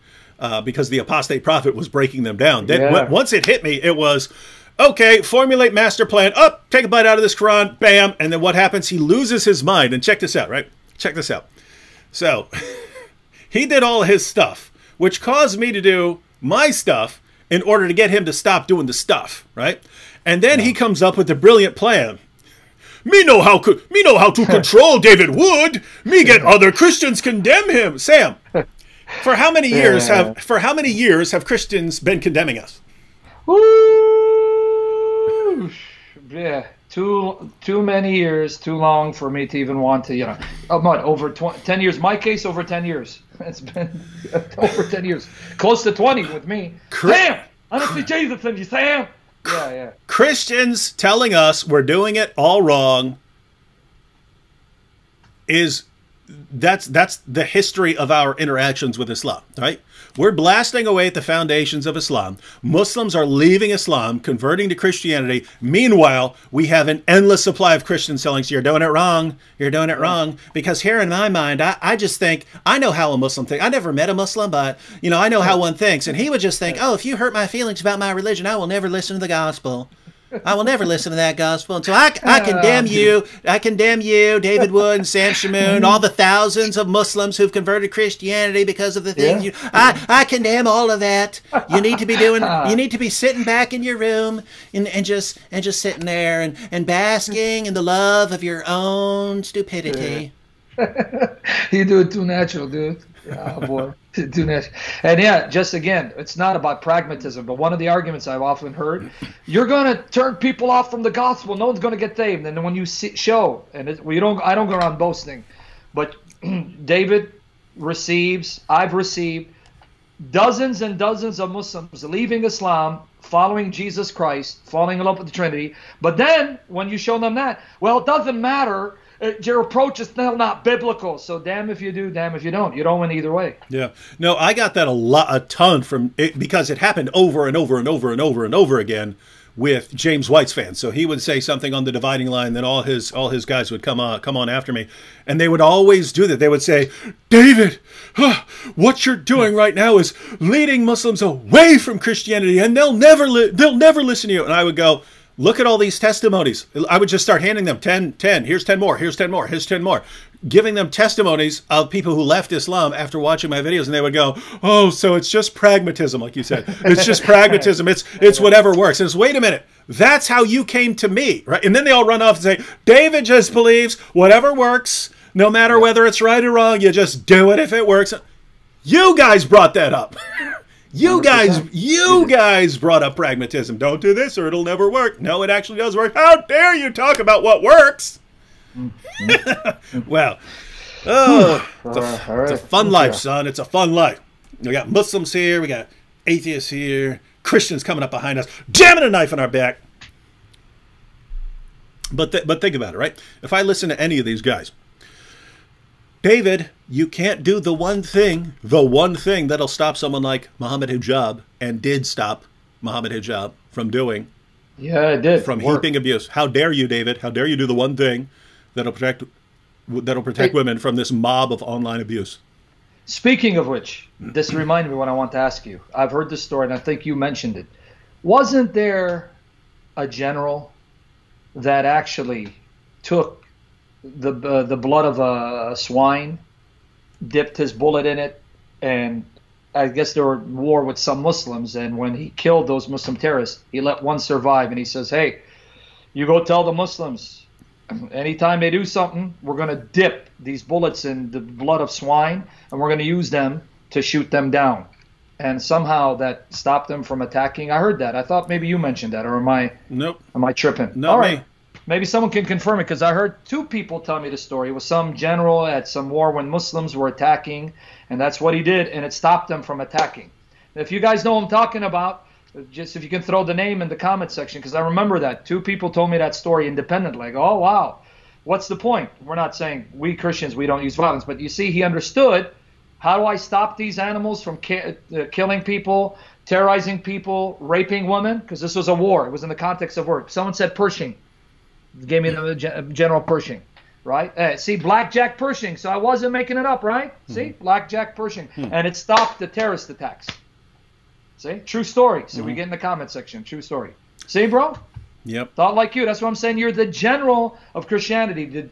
The C patent of Christianity, bro. But it's spiritual. We use weapons that are spiritual. We do not use physical weapons. We as Christians, and I want to say it for the record, lest people misrepresent me. We Christians do not use physical violence against those who reject the gospel. That's not the message of Jesus Christ. So. All right. Let's. So once Hijab had spent, had gone the golden showers route and the abusing women route, and it took me all of 6 seconds to derail him. Then his big solution. Me know how get David. Me know how control David. me get other Christians. I hear Christians condemning me all day, every day, every time I go to the YouTube comment section. I got Christians condemning me, but this is Hijab's brilliant strategy. I know if I get James White to call out David Wood, then David Wood his heart will melt and he'll stop. He'll stop eating the Quran. Yeah. It's ironic. He did get James White to criticize you and me, but hey, we knew that was coming. I knew that was going to happen. But think about this. You do something, right? And they basically got 2 things. One, they have their divide and conquer technique. Let me get other people to condemn you. This will control you. And then they have the threats and intimidation, right? Now, if you were to sit down and make a list, what are the things that are guaranteed to never in a million years work with someone like Sam Shamoun or David Wood or something like that? Here's a list of the things that that have a 0% chance of ever working. That's what Hijab comes up with. That's what these guys come up with. Let me do the things that have absolutely no chance of ever working. Let me do those. And when they don't work, I'll just do them again, right? When they didn't work for Islamicize Me, I'll do them again. They didn't work for Mohammed's Boom Boom Room, I'll do them again. They're not working now. If I just do them more. My goodness, dude. It's like, genius. He's a genius, man. Islamic logic, bro. And here's the sad part. I mean, think about this. If Mohammed Hijab wants me to stop eating the Quran, if he really wants me to stop taking big old bites out of his book here, it's pretty simple. Take down all the tweets where you're talking about people's wives. It's done, right? No, me can't do that. Those my tweets. Oh, me strong. Me can't take tweets down. Instead, he'll try all this stuff that doesn't work. It's like the dumbest nonsense ever. And this is the golden boy here. This is the golden boy. Not the golden showers boy, the golden boy. You know what I mean? This is the guy. Sapiens. Now, he hasn't taken it down yet, right? But I really suspect from pressure from Sapiens, he's going to have to remove it. But that's too late. He's going to remove it because I am going to everything I've done so far. That's what's funny. He lost his mind over me taking a bite. That was the warning, right? That was the warning shot across the bow. That is not, hey, okay, well, here's my retaliation. That's, dude, please don't make me retaliate here. I'm trying to give you some indication that I'm serious and the direction I'm going. And he loses his mind. It's the end of the world. David Wood he chewed up and spit out Surat al-Fatiha. Dude, you are not made for this, Hijab. You are not made for this kind of battle. You're not made for it. So, very simple. Take down every single tweet where you mentioned someone's wife. Someone's wife, or people's wives, right? It's very simple. It's straightforward. I'm not saying you can't criticize the apostate prophet. I'm not saying you can't criticize the, Abdullah Samir or something. Wives off the table. And what's amazing is the Muslims look at this and they say, well, we're using our freedom of speech because you're using your freedom of speech. This is not a freedom of speech issue. freedom of speech means your speech is protected by the government and these platforms and so on. No one's stopping you. No one's stopping you from doing that, right? The government is not stepping in. Twitter is not stepping in to stop you. I'm telling you this. To be clear, this is not a freedom of speech issue. This is a I know your book, and I will use your book to tell you what to do situation. And I'm ordering you, you better do this, or I'll do this. And I'm saying you better take down the tweets, or there's no limit to my plans, man. There's no limit to the things I'll come up with. And you're sitting here with Surah 6, 108, right in your face saying, Hijab, you better do what David says. You better do what David said. Better yet, do what your God says. 6108. Do what Allah says. Basically, do what Allah says. In this situation, I'm basically in Allah's position because you're supposed to do what I'm saying according to your book. You better respect. Yeah. Do what your God and messenger say, dude. Come on. Let's see if he does. All right, let's read a little more. Let's see. Why, when you had the chance to destroy me, you wanted to run away? Look at this liar. I've never seen this. Does this guy ever stop lying? Look. Why, when you had the chance to destroy me, you wanted to run away? Now behind the screen, you are a big man. He's, I haven't seen this, but I can see that's Vocab's old background. So this is from the Vocab interview. But I haven't watched this clip. If someone wants to watch it, you can tell me. Yeah. I said that once I realized they were breaking the rules, and that I'd sort of fallen into, I mean, I get there, someone immediately steals my charger. I can't even charge my laptop. All my notes are on there.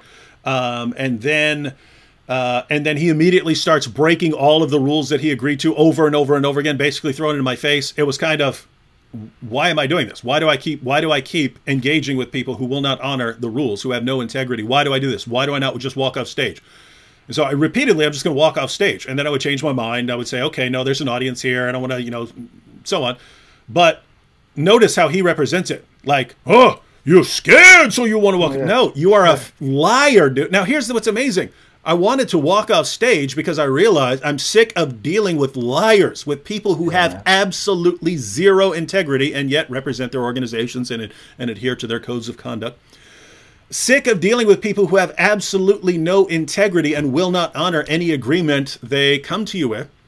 And then when he talks about that situation, he lies about it again. Right? So they're dealing with the biggest liars in history, and look at the fans. They love it. You can walk up to all of Mohammed's Hijab's fans. You have any problem with Hijab lying to these guys and then lying to you about what this person said about this? No, they don't care. They don't care. They serve the best of all deceivers.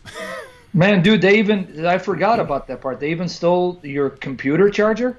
Yeah, as soon as I walked in there. Now, to be fair, I didn't see who stole it, so I can't say if it was a Muslim. It could have just been someone who worked there and said, "Man, I really need a charger, and I lost my charger," and could have just snatched it. So I can't say that. I can't say that this is any part of a plot. But I went in there, I set my stuff down, I set up the camera, I turned around, the charger I just set down, I just set there was gone. Wow. And minor issues, but the point was, you're sitting there and you're realizing, hey, this sounds like this is not the friendly debate I was told it was, right? I'm dealing with a bunch of compulsive liars here. When this happens, in order to prove a point, so these guys stop doing this in the future, we should just walk off stage. We should go up, say whatever we want to say, and then at the end of it say, but you know what? We had an agreement. They broke it. Done. By next time, don't break the agreement. And hopefully that would change things. So anyway, thought about doing that. And then Hijab, whoa, why were you scared of me? It's nothing. My goodness. What a piece of work, man. Here we have Mohammed Hijab. What's he saying now? David Wood mocks and laughs at, this is the apostate, this is his name for the apostate prophet's wife. Even the enemies appreciate my new stand-up comedy against them. We make them laugh. We make them cry. Dude, you're making your guys cry, and then you get fired from your organization. Because you're the only one's crying is Allah and His messenger, buddy. Allah's messenger are crying. What a joke. Oh, here we have it. Oh, here we have it. Here we have the fight. Here we have the fight challenge. Hang on. Let's go to the earlier one. Because we titled it after fight challenge. Who told me about this morning? Someone sent me a message. Hijab challenging you guys to a fight. Okay, so here we go. Yeah, I've been doing that on my live streams too, man. It's boy. We'll check out all of these. So Mohammed Hijab said, send the contract. Now notice, guys, notice. Wait a minute here. Think about this guy's level of strategy, right? What a brilliant picture. How brilliant is this guy at strategy? I'm gonna get Yasser Qadi in here, and he's gonna show all these Islamophobes that the Quran. He's going to show all these Islamophobes that the Quran's been perfectly preserved right down to the letter. Sorry, the Quran's all screwed up. Take my class if you want to find out my solution to this massive, massive problem and all these massive holes in the narrative. And then, everyone's losing their faith. I know. I'll start going after the apostate prophet and David Wood with talk of golden showers. And his fans are cheering him on, right? Yeah, we love you, man. This is exactly what we've been looking for in Islam. Thank you. Show them the truth about our religion, Mohammed Hijab. Then people start making fun of them about the golden showers and stuff. And so, hey, let me change the subject to heaping abuse on women, right? And so let me heap a bunch of abuse on women, and then, now David Wood just took a bite out of the Quran. What can I do? I know. I'll try to get other Christians to condemn him. Oh, no, they're not doing it. Oh, no, I don't know what to do. Only James White. I don't know what to do here. I know. Fight me. Fight me. Sam, I'll fight them. And my fans, see, they don't fight me. They Christians, they won't fight. They don't fight. Ha-ha. Then me strong. That make me right. Me strong. Right? This is like, it's like caveman mentality. And this guy is the champion of his ideology. This is the guy they're putting forward and rallying around. Yes, golden showers, every perverted sex fantasy the sickest minds can come up with, and fight me. New champion Islam. Yeah, gosh, who needs Zakir Naik when you got Mohammed Hijab? This guy's better, man. This guy's better than Zakir Naik. All right, so send the contract. So I guess he's talking about a fight contract that he wants to fight the mighty Sam Shamoun. Sam Shamoun, he's mighty. Hey, brother. Yeah. I just saw on the screen. He's pointing out the fact that I spelled prophet as Profit. How many misspellings? Don't you do that on purpose to make fun of him? Yeah. I don't call Muhammad a prophet, Prophet. I deliberately call him prophet, Profit. That's deliberate on my part. I still do it to this day. So he doesn't understand the joke, and yet, I mean, how many times this guy doesn't know basic grammar? Wow. Yeah. All right, Mohammed Hijab, almost year has passed. He's making fun of you. Yeah, I'm scared. He even types like caveman. Almost year has passed. Oh, almost year. Oh, boy. Me arrange fight with you. So let's see if you are a man of your word.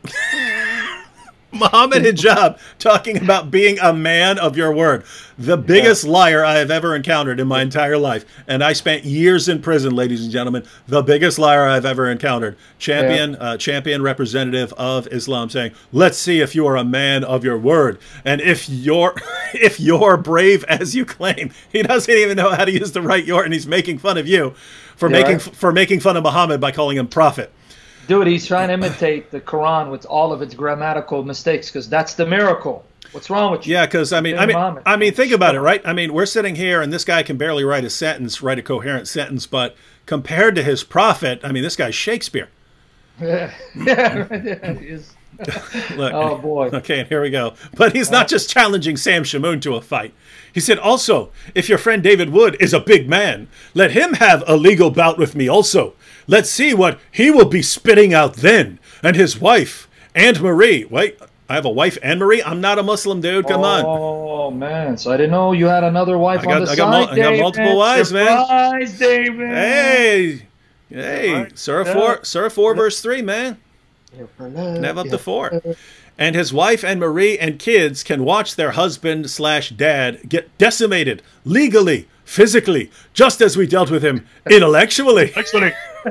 He's trying to find the rhythmic pattern, follow the rhythmic pattern of the Quran. You catch it? Me beat you legally, physically. Now notice, he wants to do it legally, so he's got to be talking about an actual MMA fight, not like a street fight, which would be illegal, right? It's got to be an MMA fight, right? It's like a rules-based MMA fight, because you can't just go beating people up.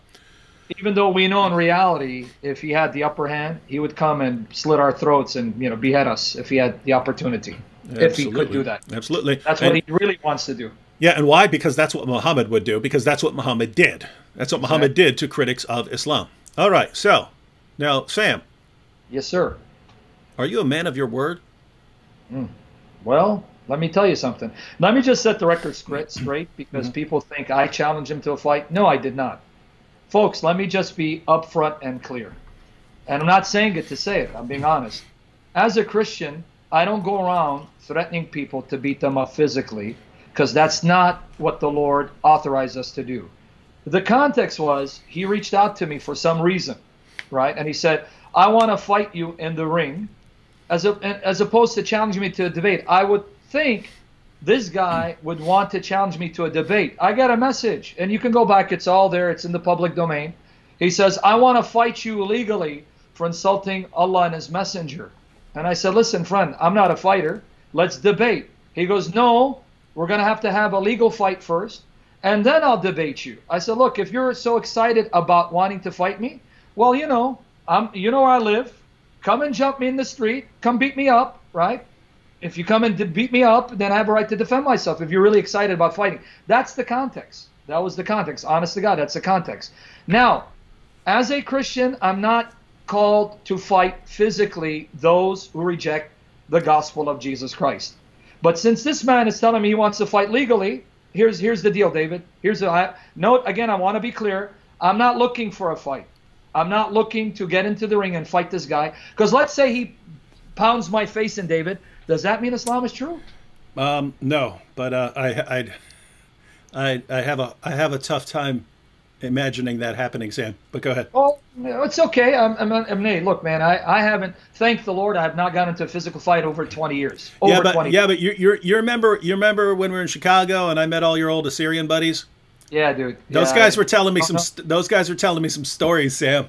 Yeah. They were telling me stories about you knocking dudes clean out left and right before you, and they were like, "You're so happy he's a Christian now because he was just knocking dudes' heads off." That's past, dude. But and again, guys, just for the record, I'm not trying to scare anybody. David has meant I got family members that are beasts. They are beasts. Oh yeah, they look when Sam's around his family, it looks like a WWE reunion or something like that. Yeah, I'm not exaggerating. But here's the deal. Okay, I'll honor his request to have a fight in the ring. MMA. Okay? So MMA rules, not killing each other, submission, stuff like that. Yeah. Here's the deal, though. Guys, here's the deal. So there's a deal. I will get my big fat belly into a martial MMA camp, and I'll train for MMA till the end of the year, and sometime at the end of the year, I will go in the ring with Mohammed Hijab, provided he first, and this is the condition, here it is on the record, I will meet you in an MMA ring, a legal fight. A legal fight. At the end of the year, after I spend some time training. Let's say by the end of the year. Yes, so by the end of the year. You agree. Okay, I agree. But he has to first debate me on three topics. 3 topics. Right here. This is my condition. On this channel. So this is a condition, right? So let me get this straight, Sam. Let me get this straight. You're saying.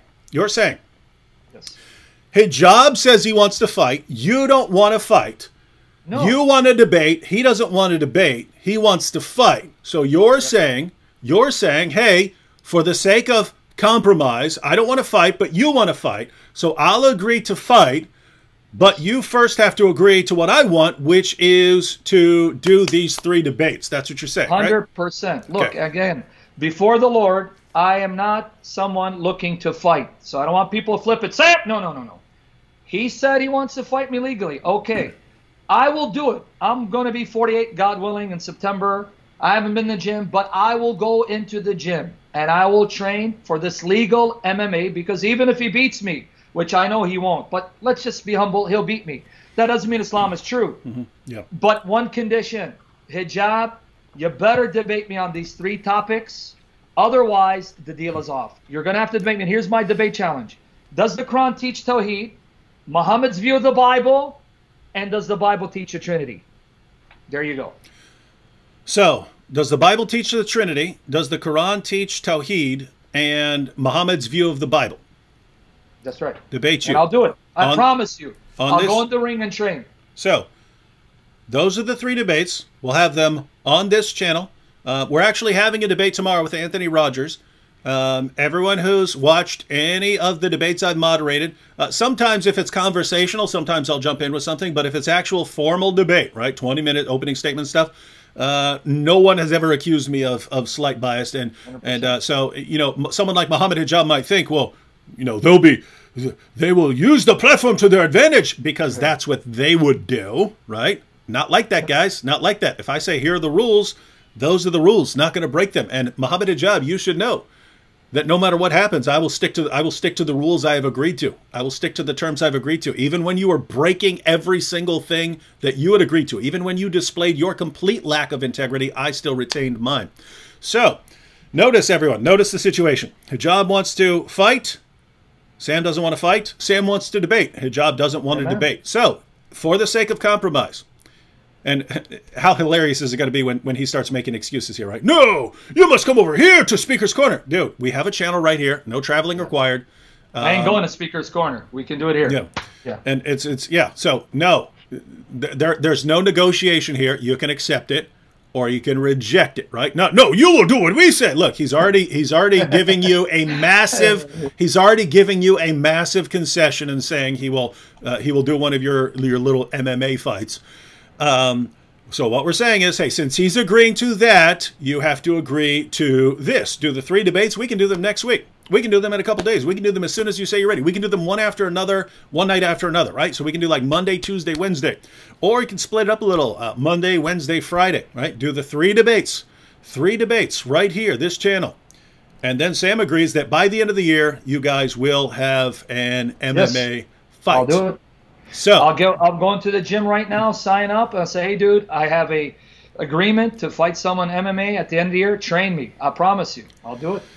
So, everyone, guys, I just want to be clear. I just want everyone to know, Christians and Muslims and atheists, is that not as reasonable as Sam can be? He doesn't want to fight just for the sake of fighting, but it's more along the lines of, if agreeing to a fight will get him to finally sit here and debate, then I'll reluctantly do it in order to get these topics. Are the topics reasonable? Does the Quran teach Tawheed? Does the Bible teach the Trinity? What is Muhammad's view of the Bible? Those are entirely reasonable topics. Entirely reasonable topics. He might not like the idea. He might not be crazy about the idea of having it on this channel, but you can look back. You can look back. I'm completely neutral when I'm the moderator. Everyone knows that. Everyone knows that, and Hijab knows that. And it's not just, oh, I don't want to do it on the channel. Well, guess what? Sam doesn't want to go fight, right? So you're both saying, here's what I want, and this is a way for both sides to get what they want. Christians getting public debates, and Hijab getting fights, right? Yeah. So, ladies and gentlemen, Christians, Muslims, atheists, everyone, this is an entirely reasonable compromise. When Hijab comes back and starts, oh, no, me no do this, me want this. It's clear he was tossing out his fight challenge just because he doesn't think Christians are going to accept an MMA fight, right? And by the way, David, let me just make one comment. Look, guys, the worst thing that happens, I lose in MMA. But let me tell you something. I'm not trying to be a hero here. Listen to me. I will take the risk of getting beat up in an MMA if I can get this guy to debate these topics, because I will allow myself to be beaten in order to expose Muhammad and Islam and destroy it for the glory of Jesus by the power of the Holy Spirit, so that Muslims can see that their champion cannot defend Muhammad because Muhammad is a false prophet and Jesus is Lord. I'm willing to be beaten in a ring if I can get that opportunity. I'll do it. All right, so guys, no excuses here, right? If Hijab says no, and again, there's no negotiation here. The format, timing, and stuff like that can be negotiated. But as far as, nope, 3 debates here, do those first, then schedule the fight. That's entirely reasonable. That's an entirely reasonable compromise. So if Hijab says no, then he's basically being Zakir Naik, right? He's basically being Zakir Naik. Oh, I will debate. I will debate if you if you rent the Superdome and you bring 10,000 people, he knows no one's going to do that. And even if you did, if you said, well, we rented the Superdome and we got 10,000 people there, he would come up with another excuse, right? Because guess what? He did other debates. The other debates he's done like 2 debates that I've ever seen. The 2 debates that he's done, there were a couple hundred people in the audience. Right? There's a couple hundred people there. What happened to that requirement there, right? And I even saw him. I saw him in a clip where a woman stepped up. A woman stepped up to the microphone. A woman stepped up to the microphone and was asking him questions, and he was like, "Well, I will come back here and I will debate you. I will debate you." Like this, a random woman questioner at the mic, and then he realized he's going to have a problem with agreeing to this debate. So he's like, "Oh, but I don't debate women, so someone else can debate you, right?" But at first, his inclination was to challenge this woman who had not one follower. She didn't have one. She was going to show up with one person, right? So all people like Zakir Naik do. He's basically like Mohammed Hijab. It's basically the same story, right? And it's a pattern. Someone like Zakir Naik. Let me debate a couple of people early in my career who I can overwhelm with rhetoric because they're not debaters. They don't have any debate experience. Let me overwhelm them, and then for the rest of my life, claim to be the champion debater without ever actually facing any debater in my entire career, right? Then you've got Hijab, and he does something similar, right? Let me debate a couple guys early on. Lie to them, use a bunch of tricks, use a bunch of deception, make a bunch of things up. And then once people catch on to those tricks, because those tricks only work once or twice, right? Once people catch on to those tricks, then I'm done. He's pulling a Zakir Naik move, right? He's pulling a Zakir Naik move. Brilliant, brilliant stuff. So anyway, if Hijab is serious about wanting to fight, here it is. Here's the opportunity. And don't complain and try to set up something with me when you were talking to him. If you take care of things with Sam, honor your agreement for once in your life, be a man of your word for the first time in your life, Mohammed Hijab. If you want to be a man of your word for the first time ever, you challenge him. Here's a reasonable compromise. Do that, then you can come and challenge me. And David, let me just share a comment here. I think some of the brothers and sisters didn't get why we're doing this. Like Sam McIntyre was saying, if Sam turns the other cheek, then Hijab's colors will be shown to the world, but Sam might be a bit hurt. Does this guy get it? I mean, he's thinking I'm doing it out of pride. Let me try this again, guys. Okay, I'm not playing a martyr. I'm not. I'm a dirtbag, and Dave can confirm that. He'll amen it from here till glory. Folks, Amen. If there were Christians in the past and Christians now who are willing to be beheaded and killed for Jesus, to glorify Jesus, the least I can do is agree to a legal match to get this guy on stage. When I say stage here, stage meaning here, YouTube, this is a stage for the world, and have his prophet exposed and the Lord deliver Hijab into my hands intellectually, spiritually, destroy his arguments, destroy his religion, glorify Christ. If that means I have to get in the ring and be beaten, that's the least I can do for the glory of Christ. We had great men and women of the faith past and even now who have died as martyrs, beaten and imprisoned and killed. This is the least I can do for my Lord and Savior Jesus Christ. And I'm not trying to be a hero. That's why I'm doing it. To leave this man no excuse. Okay, debate me and I'm all yours. There you go.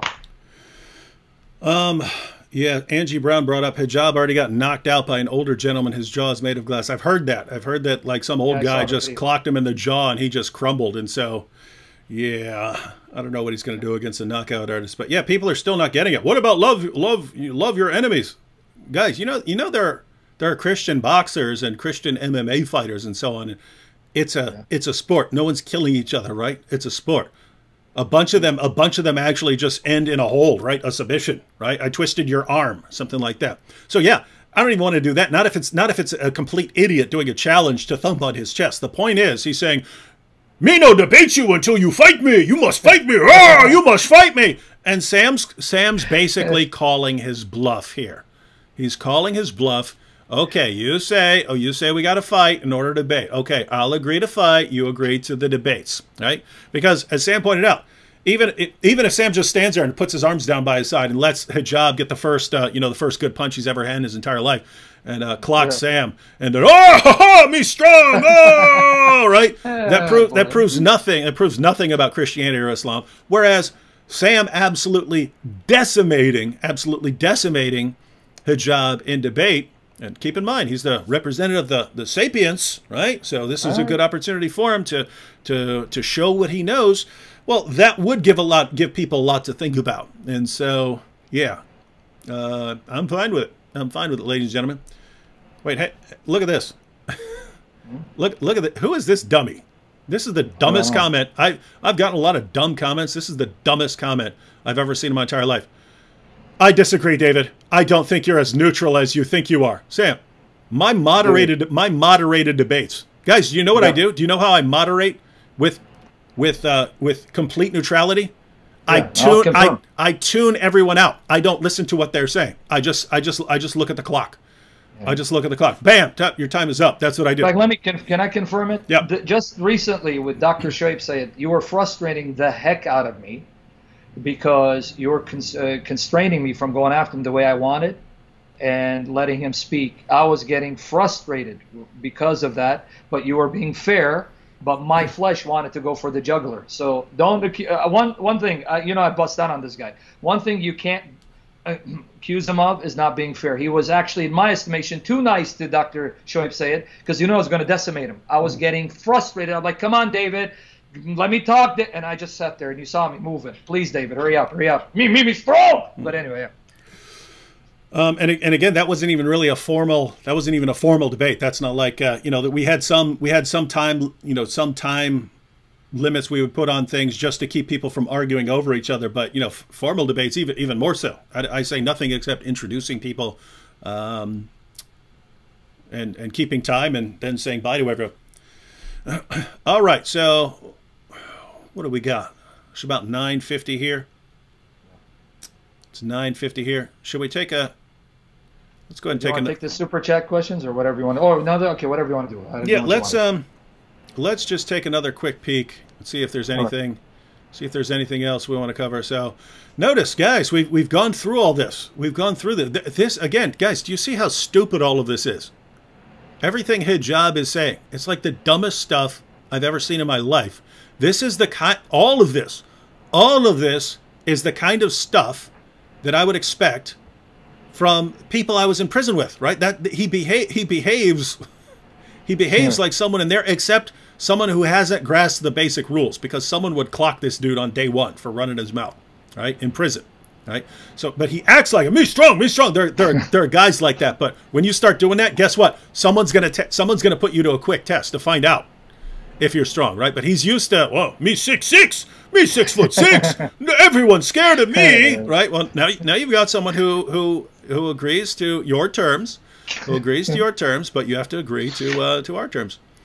You got to debate. Eating the Quran like I ate him for intellectual breakfast, November 2018. Yeah. Mohammed Hijab. In the English-speaking world of apologetics, it seems the Muslim intellectual threat is too potent. This is the guy. The wise are whores. Golden showers. Golden showers. And then this is his intellectual threat. We have apostates, atheists, and Christian anti-Muslim apologists all forming a major coalition only to deal with one group, which constitutes the demographic minority in the West. Now think about this. He's the one running around, Ali Dawa, hey, yep, we're going to behead you guys. We're going to behead you guys once you take over, and causes people to actually unite to confront this stupidity, and then he whines about it. What a winner, man.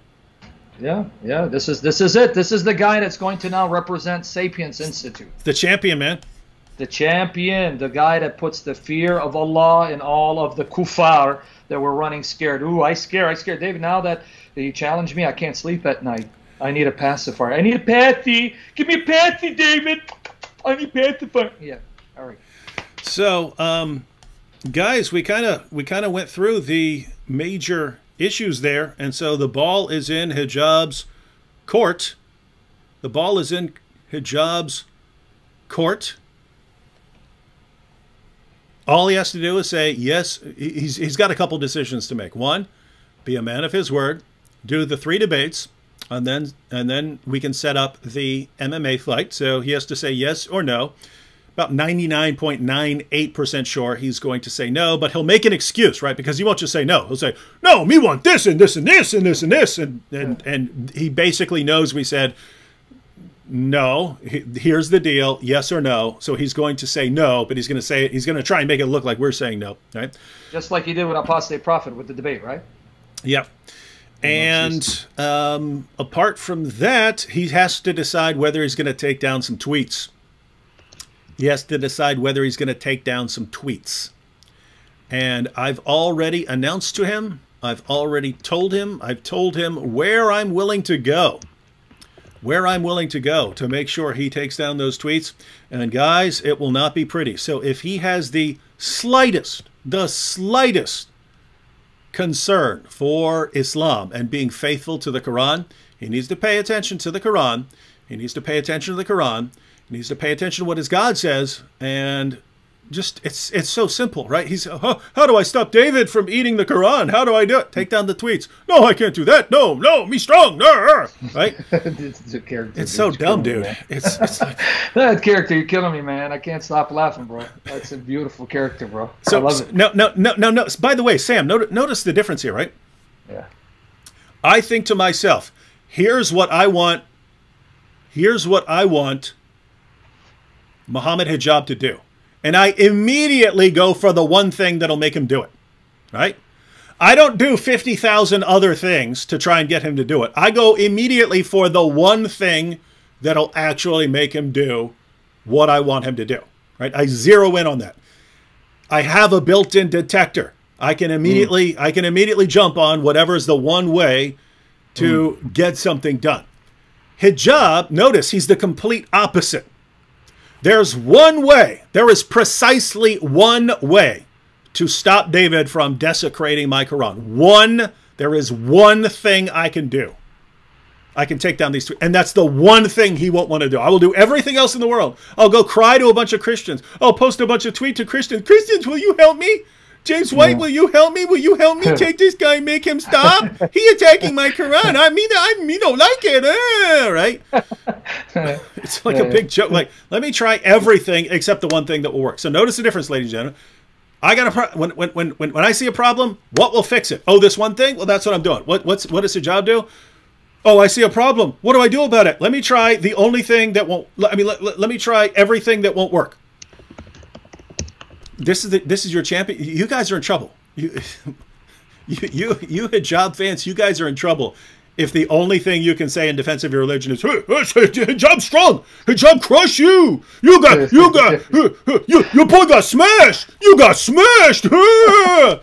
Dude, man, you gotta stop that. No, I'm just saying that because that's how Hijab's fans are, right? We're sitting there blasting away at people's belief in Muhammad. We're blasting away at their confidence in the Quran. We're blasting away at all the foundations of their religion. And they're saying, oh, our guy's strong, our guy's strong. Do you guys realize how much trouble you're in? Do you realize what you're doing to your religion? It would be sad if it weren't so hilarious. Yeah, boy. Oof, boy. All right, let's take... hey, Dave, look, if Tyson can come out of retirement to train, so can I, bro. All right, but anyway. You're not gonna need to, dude. He's not gonna do it. He's a coward. At the end of the day, that man is a coward. Mark my words. Lisa Look with the super sticker said thank you. Welimu Chakawa Musa. Sam and Dave, we love you. Keep biting it. Can we also? I think it means keep biting the Quran. Yeah. I think that's the brother I'm going to be talking to tonight. He had some questions about the Trinity. So guys, don't forget, around midnight. No, wait, so 10. Yeah. 1 a.m. Eastern Standard Time. I'm going live with some questions, but go ahead. Jin Furakusu said this will be David, not me, David. He means David versus Goliath. This will be David versus Goliath, and it's Sam versus Hijab. So you're David, and he's Goliath. Because that's a big dude. I'm like 6'3", and he was towering over me, so that's a big dude. Anointed said, I think after the third debate, he might convert and cancel the fight. And that would be the real goal, right? And that's the idea. That's the idea behind having the debates now, having the fight at the end of the year, is once Sam actually schools him, not through tricks, not through lying, not through things like that. Once Sam schools him, it's not going to sink in immediately, but you hope that he actually reflects on these things and realizes that all his confidence is based on a lie, and it's based on this thug mentality. Me strong. Hopefully he realizes how stupid that is and then doesn't 100%. Want to fight. Dar Ramlogan said, Hello, David Woods. Sub to your channel for over 2 years now. I have been watching your live streams as of late because of COVID. Yeah, actually, it sucks. I know a lot of people, their lives were massively affected by COVID. They, had to stay home. They couldn't go to work. A lot of people had problems. But for people on YouTube, it was actually good because normally I travel a lot as well. I'll go speak in different places, and that keeps me from making videos during that time. But also, lots of people were at home and were just watching YouTube videos. So it was an awesome time to be putting out YouTube videos, especially when it's giving people something to do because people are stuck at home. So hey, why not go live? Why not go live and have some fun?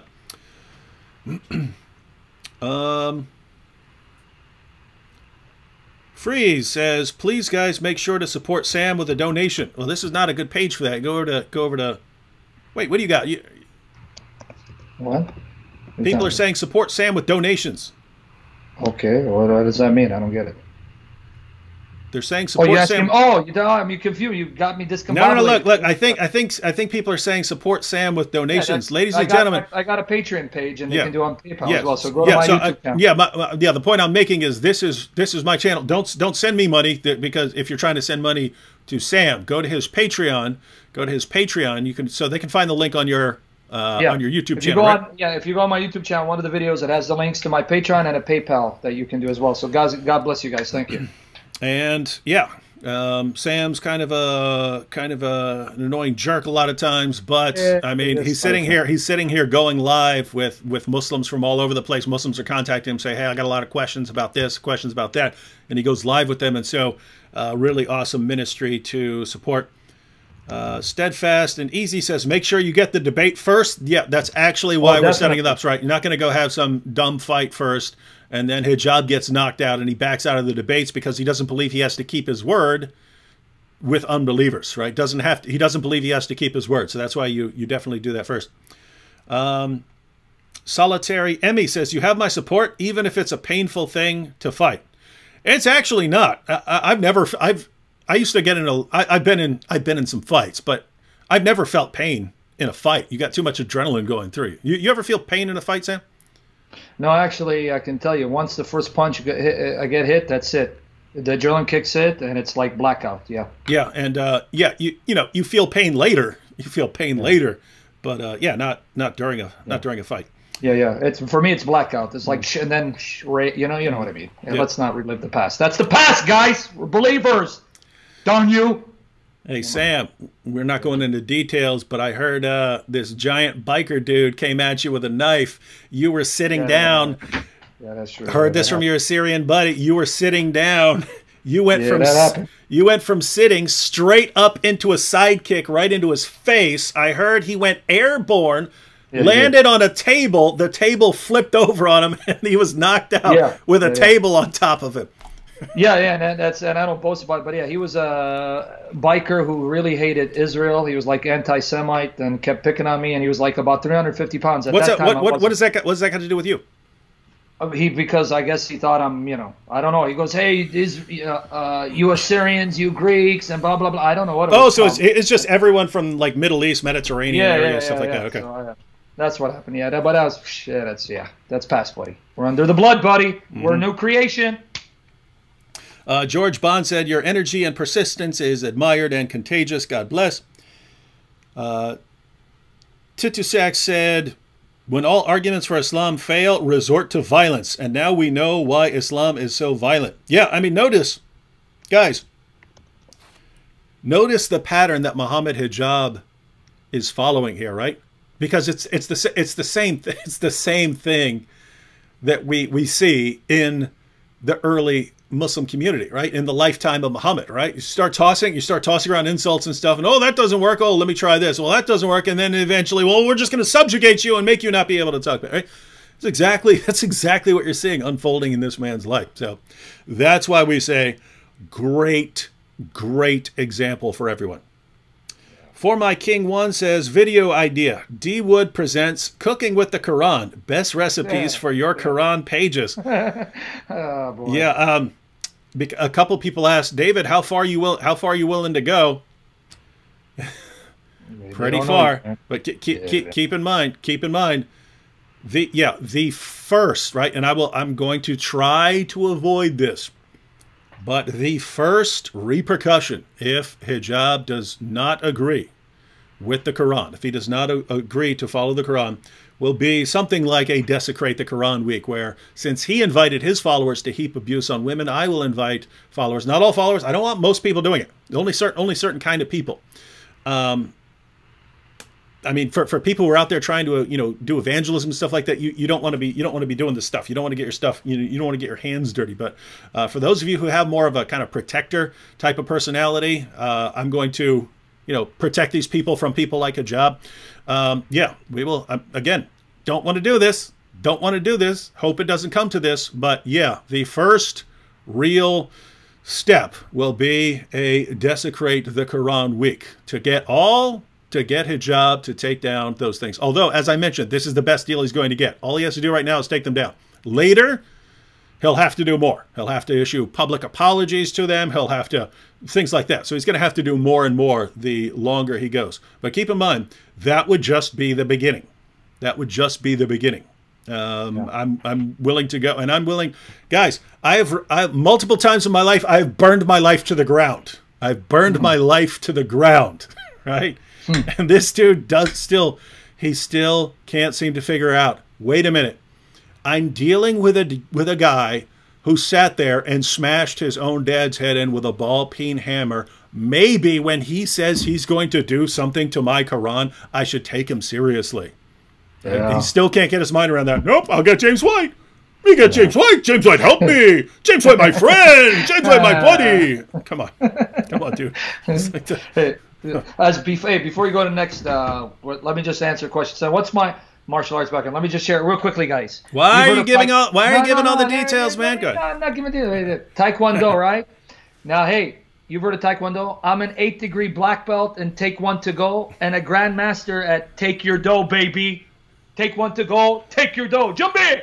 All right, that's it. Good. C. Gray says, thanks, David and Sam. Alex Reed didn't leave a comment. Marilyn Murphy. D. Wood, saving souls one tasty page at a time.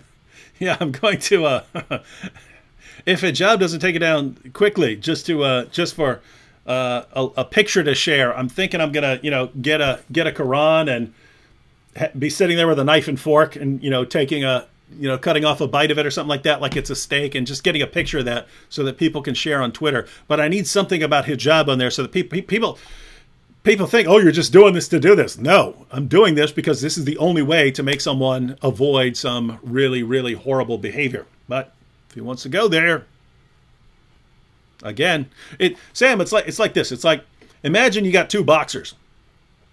And one can take limitless damage. He's got an iron chin. Nothing can knock this guy. And you got this other guy, one tap, and he goes down. Glass Joe, right? Yeah.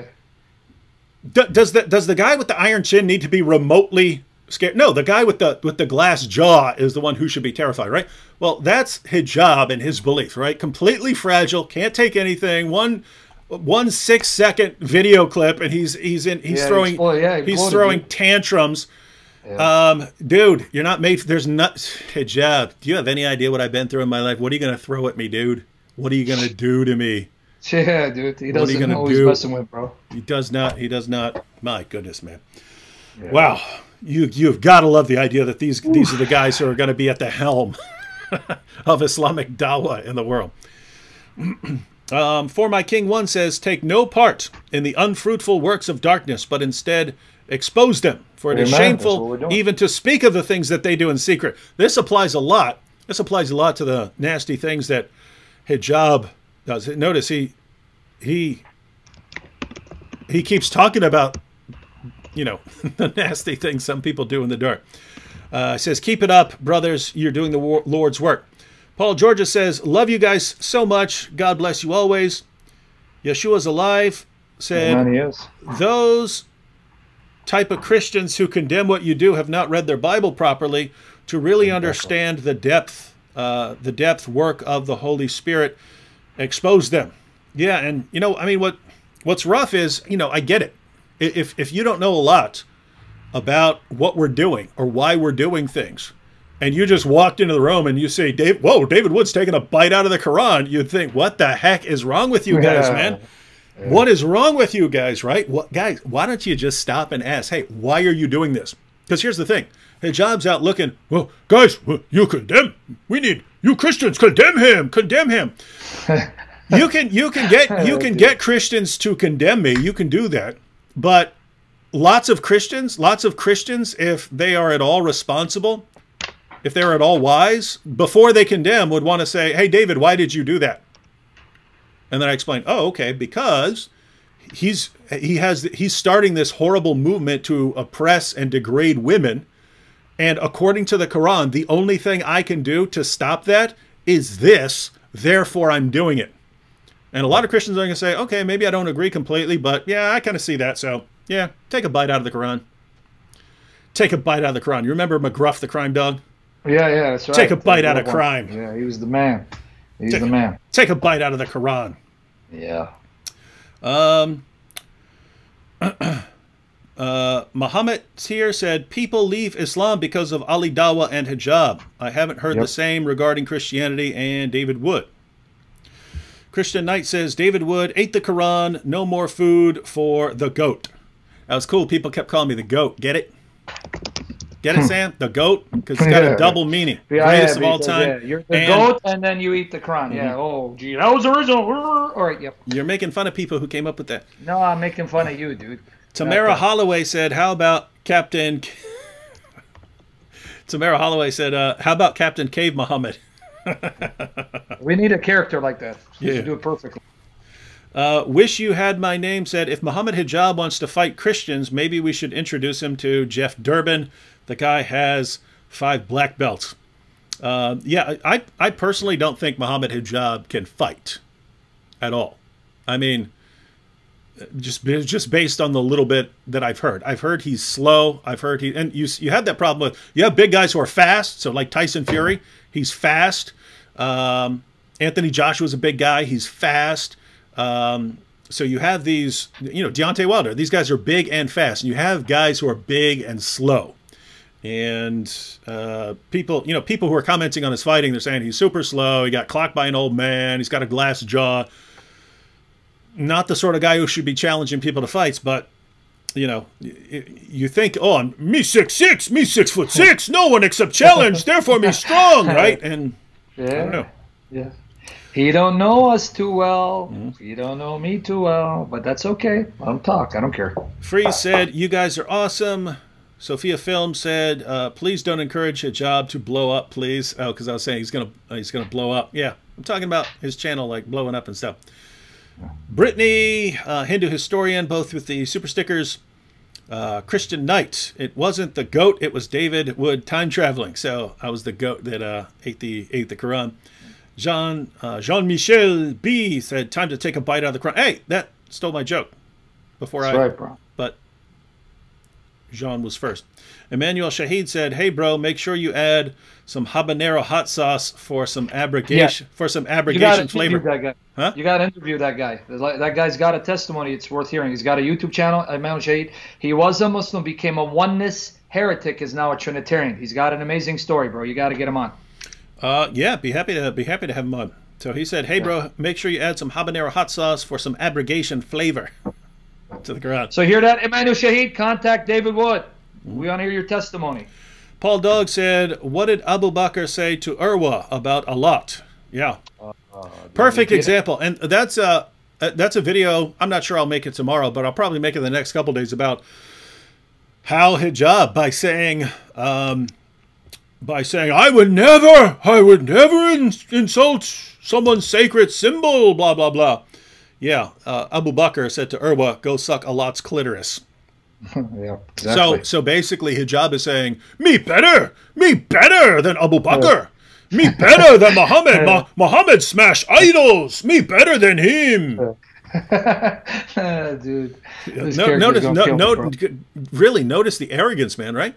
The Quran, Surah 4, verse 65, you have no option. You can find no resistance in yourself to any of Muhammad's decisions. Well, Muhammad believed in smashing idols. Hijab, no, this is too evil for me. Come on, man. Hey, but I did get a Muslim just compliment me. He goes, "May Allah humiliate you, Sam Shamoun." Yeah. Well. Yeah, I'm scared. I'm gonna lose sleep tonight. Amal Alexander and Paul Dog. Paul Dog with nope, didn't leave comments. Edit Sweet says Allah has left the chat. Yeah. Carol Elisua says just left a super sticker. Joa Luzio, never too late to cry during a golden shower hijab. What? It's funny because now everyone calls them golden shower hijab and things like that. And who brought it up? No, people don't talk like that, right? You'd think he'd learn. Hey, people weren't talking like this until I started it. Now everyone's talking like this. Maybe I shouldn't start this with, other things that are going to lead to insults towards my religion, not simply me. He's a special kind of stupid. Yeah. What? Yep. Choose Jesus says, haha. Choose Jesus said, haha, Satan. I just donated to a Christian channel. Christine Roberts didn't leave a comment. Laura the Apostate said, it's not Islamophobia if there is no fear of Islam. Lol, hijab.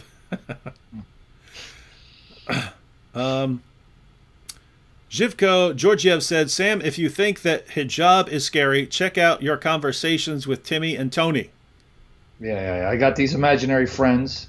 One is my wall over here in the couch. Yeah, so we have conversations late at night. When it's too late and I'm losing my mind, they start talking to me. Yep, that sounds like something I don't want to hear about. Just right. AJ Soundbite says he pretends to be sadistic when deep down inside he is really masochistic. Yeah, and you see a lot of issues with someone like Hijab, right? And one of the things that you see popping up is there's stuff that he wants to do, but that he would have a tough time convincing the Muslim community is okay. But if he can somehow justify it and get the Muslim community to think that it's okay, then he can do it, right? So at the end of the day, this is an abusive dude who wants to feel really tough by insulting and degrading and demeaning women. But if he does that, a lot of people are going to say, how dare you do that? But if he says, oh, but the reason I have to heap all this abuse on all these women, the reason I have to do it is, because of Islamophobia. And then all his fans, oh, you're so noble, Hijab. Yes, heap that abuse on those women. My goodness. This is the champion, man. This is the new guy. Yeah, he's the warrior. We are the champion, my friend.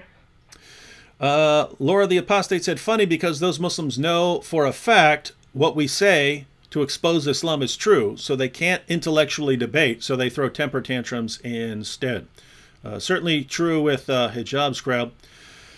King of Kings said, we all can agree that David and Sam would absolutely demolish Mohammed Hijab in fight the same they do intellectually. Even the Muslims know this without a doubt.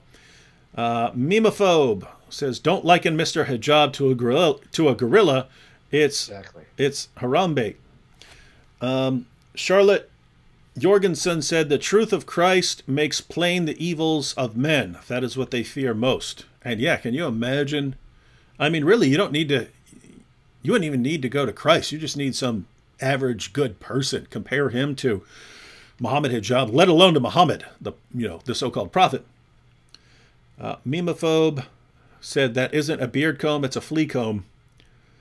Alex Andra said, I have no clue. I have no idea how old Muhammad Hijab is, but that he had no problem romantically pursuing 6-year-olds. Yeah, I don't know if that's true. I do know Ali Dawa said that if his daughter reached the age of 9 and got her first period, he would tell her that she is ready for marriage.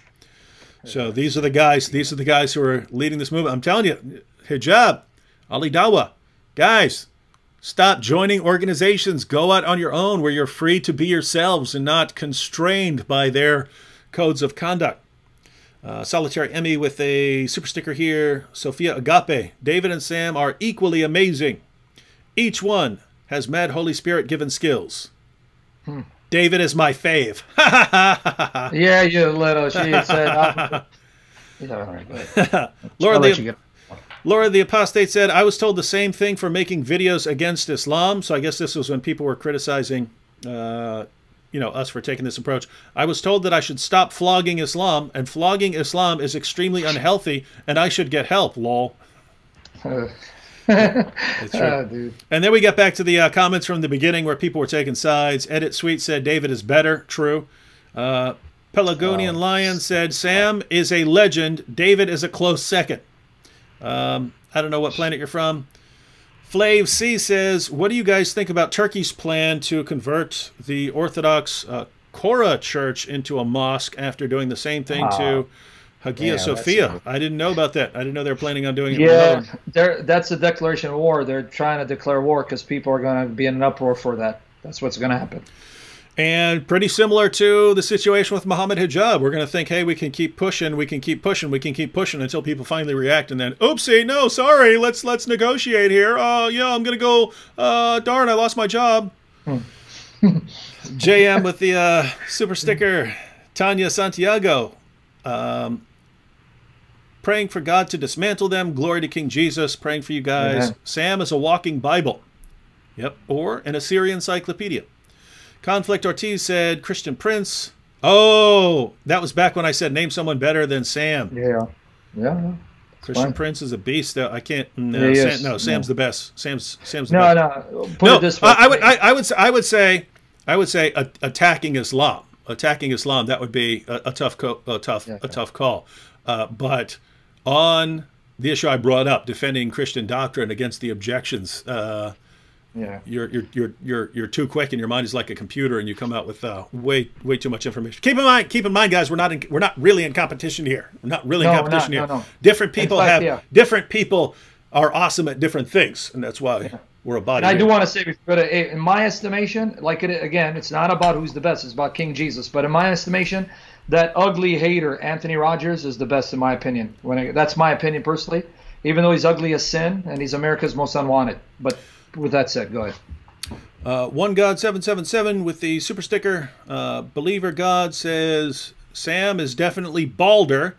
David, you lose. That's right. Lord the Apostate David, both you and Sam are amazing. Divine Soldier says Hijab should wear a hijab because he's so sensitive. And then we had a bunch of comments on the, let's see, Conflict Ortiz just wanted to thank Sam for his teaching on the Holy Spirit being a person. All right. Then we have a bunch of people taking sides on who's better. Man. They know. Look, they know I'm better than you. That's enough. So we don't need to remind ourselves of how much better I am than you. All right. All right. Just want you to know that. All right. So let me just go back to any ones that came up after I started scrolling through them. Oh, there were some more. Alistair Mir gave the thumbs up. Gilead Digital said you are the best. Josie Blessing didn't leave a comment. Cardo Loyola, that Quran page you ate would have made more sense on the way out than it did on the way in. Yeah, it doesn't make a lot of sense. Alex Andra said, why aren't women spitting and eating Surah 4 verse 34? Yeah, well, Alexandra, the eating of specific Quran verses and passages may be coming up. Rakesh with the super sticker. Jono Staker said, have you watched atheist cosmic skeptics debate with hijab? Similar terrible conduct, lying, editing footage, etc. from hijab. No, I watched Cosmic Skeptics' video about that, but I didn't watch the actual debate.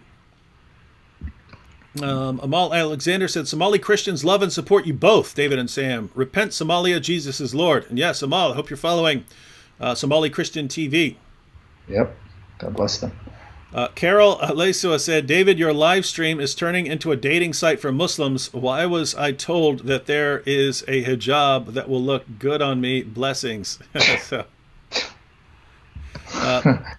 Basic said, hijab challenged an atheist at Speaker's Corner to an MMA fight. He is known to resort to these tactics when he is intellectually overwhelmed. Yeah, the first time I heard about hijab challenging someone was he challenged Tommy Robinson to an MMA fight. So hijab is like 6'6", 6'7", somewhere in there. Tommy Robinson's like 5'5", 5'6". So, Sam, I mean, what would you think of some? Here's the truth, guys.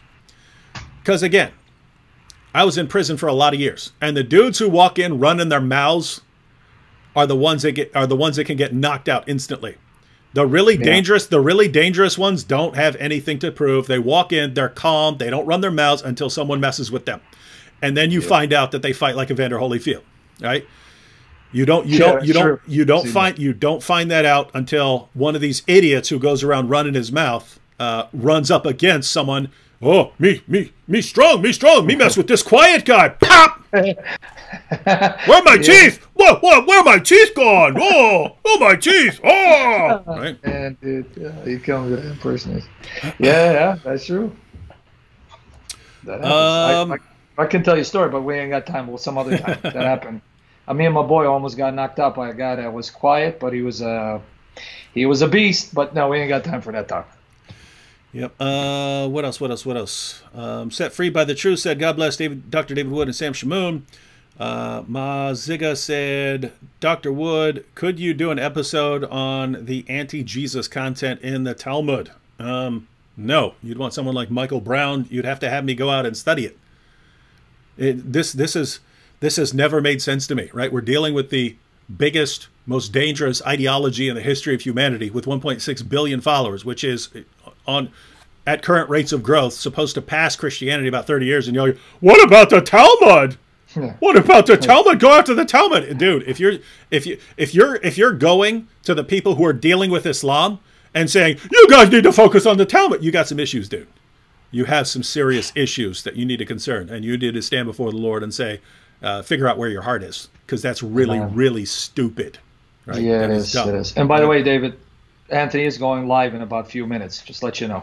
Cool. So, guys, after you've had our action-packed live stream, if you want a way, way more boring and less good live stream, then you can go check out Anthony Rogers. And then if you want something even worse than Anthony Rogers, you can check out Sam's live stream later on. Yeah, exactly. Exactly. Seraphim with the super sticker. Karis with, we need Halal Hogan to pull the intellectual leg drop on Hijab.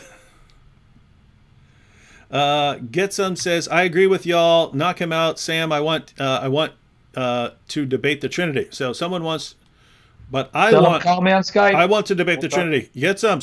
Sam invites people on his live stream to call me tonight. He's saying call him tonight. It doesn't get any better than that. Skype Benny_Malik3. You know it. Come find me. All right. So I guess we're done. Man, we've been going 2.5 hours. That was fun, man. You still got over 2,700. We're over 3,000. Still people stuck around. So that's amazing. People want to hear this stuff. Glory to Jesus Christ. So, all right, we're done.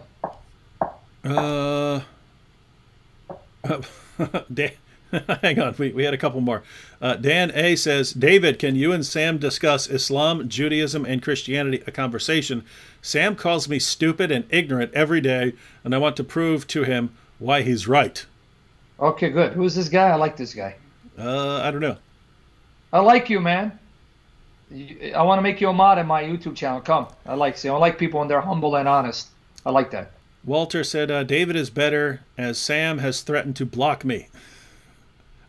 I block people all the time. If I see people are really just here to annoy someone or something like that. So, yeah, I think... But by the way, tell him come tonight so I can make that threat a reality. Walter, Jesus, please come tonight. He'll do it. Costin said, won't you be censored and flagged eating the Quran? God forbid. This is unfortunately becoming a tool of Allah subhanahu wa ta'ala law. So yeah, the concern there is that by eating the Quran, we'll be blocked. Well, that can happen, huh? Don't give anyone ideas. Don't give people ideas, though. No. It can't. No, they've been complaining about it, but at the end of the day, it's. It would suck to be blocked and banned and so on for eating the Quran, but long term it does make a point, because you could shred the Bible to pieces all you want. No one's ever going to block you, but if they start blocking people over something like that for the Quran, and keep in mind if YouTube does give you an appeal process and so on, I would point out I did not just randomly do this. Look at the context. This is a guy heaping abuse on women because he is a disturbed, psychologically messed up individual. He's encouraging other people to do that, and that's why I did that. Maybe someone would understand. And Mohammed Al-Habash said, tell us about the different Qurans. Are there major differences? I heard there are only differences in dots and small differences. Examples could help. Well, it depends on what you're talking about. I mean, if you're talking about the different Qurans early on, yes, there were major differences. They disagreed on like the things like the number of chapters and so on. If you're talking about the different Qira'at of today, yeah, you have differences. You have differences in the meanings. I would suggest going to the apostate prophet's interview with Abdullah Gondal. So look up the apostate prophet's interview with Abdullah Gondal, where they were on there for a couple hours, comparing two different modern versions of the Quran and going through and showing what kind of differences there are. But Abdullah Gondal is actually showing them in the Arabic, explaining the difference in meaning. He's got everything on the screen and so on. So, in fact, I believe you can download his slides and so on. So you can actually have those. And yeah, he's doing great work. Yeah. Yeah. All right, ladies and gentlemen. Well, we've been on here a long time. Yeah. It has been fun. Yeah. So Hijab has two major questions to answer. One, are you going to delete that content? Because if not, keep in mind, ladies and gentlemen, if he does not delete every tweet that mentioned someone's wife, then, well, the next time we're discussing him, which shouldn't be very far away, I'm going to have to eat Surah 6, verse 108 of the Quran. In Arabic. Why? Because if Mohammed Hijab does not respect that verse, why should I? Why should I respect a verse that he has utter contempt for? So, Hijab, we know you're watching. You're so arrogant. You have to pay attention to what everyone is saying about you. It's very, very simple. You go to your Twitter page. There's a reason. Human beings make mistakes. That's why pencils have erasers on them. That's why you have the ability to delete tweets. You made mistakes. And your mistake was acting like a total dirtbag, doing a bunch of messed up stuff, targeting women, being too arrogant, and especially messing with me. That was it. You messed up, right? Go hit delete. We're done. I mean, I'm still going to make fun of you over a bunch of other stuff, but on this issue, we're done. I'm not going to be eating your book if you take that stuff down. I'm not going to be eating it. If you leave the stuff up, I'm going to eat your book. I'm going to eat this book, verse by verse, chapter by chapter, and that's not all I'm going to do to your book. I'm a very, very created, and like you, I'm also mentally disturbed. I'm just also, I've got it under control, right? But when I want to, I can use that very disturbed mind that's lurking back there to come up with some very sick ideas. And it's not, I'm not talking, golden shower. Creative stuff, man. Creative stuff. And it's all coming at your book. And all you Muslims who are watching, do you not believe me? Do you just not believe me? Or do you not care about the Quran? It's got to be one or the other, right? All right. So you said Anthony's about to go live? He wanted to go live 15 minutes ago. He's waiting for you. All right, so everyone head over to Anthony. Could someone put the link to Anthony's show? Sam, you want to put that there? Or wait, are you allowed to post links? Anthony did it. Okay, Anthony already did it. Check out Anthony's show. Not sure what he's talking about, but go over there and find out if you're interested in what he's talking about. And then Sam's going to go live a little bit later. He's going to be answering questions about the Trinity. I'm going to correct Anthony's heresy. So go listen to his heresy so I can correct them. That's good. Someone has to. And other than that, tomorrow, 8 o'clock p.m., Anthony Rogers will be debating. So if you want to learn a little bit about that, head over to his channel. Other than that, debate tomorrow night. Ladies and gentlemen, this channel, the greatest channel in the history of YouTube. All right. Christ is risen. Risen indeed. All right, let's go. Bye-bye, Hijab. Bye-bye. Be there.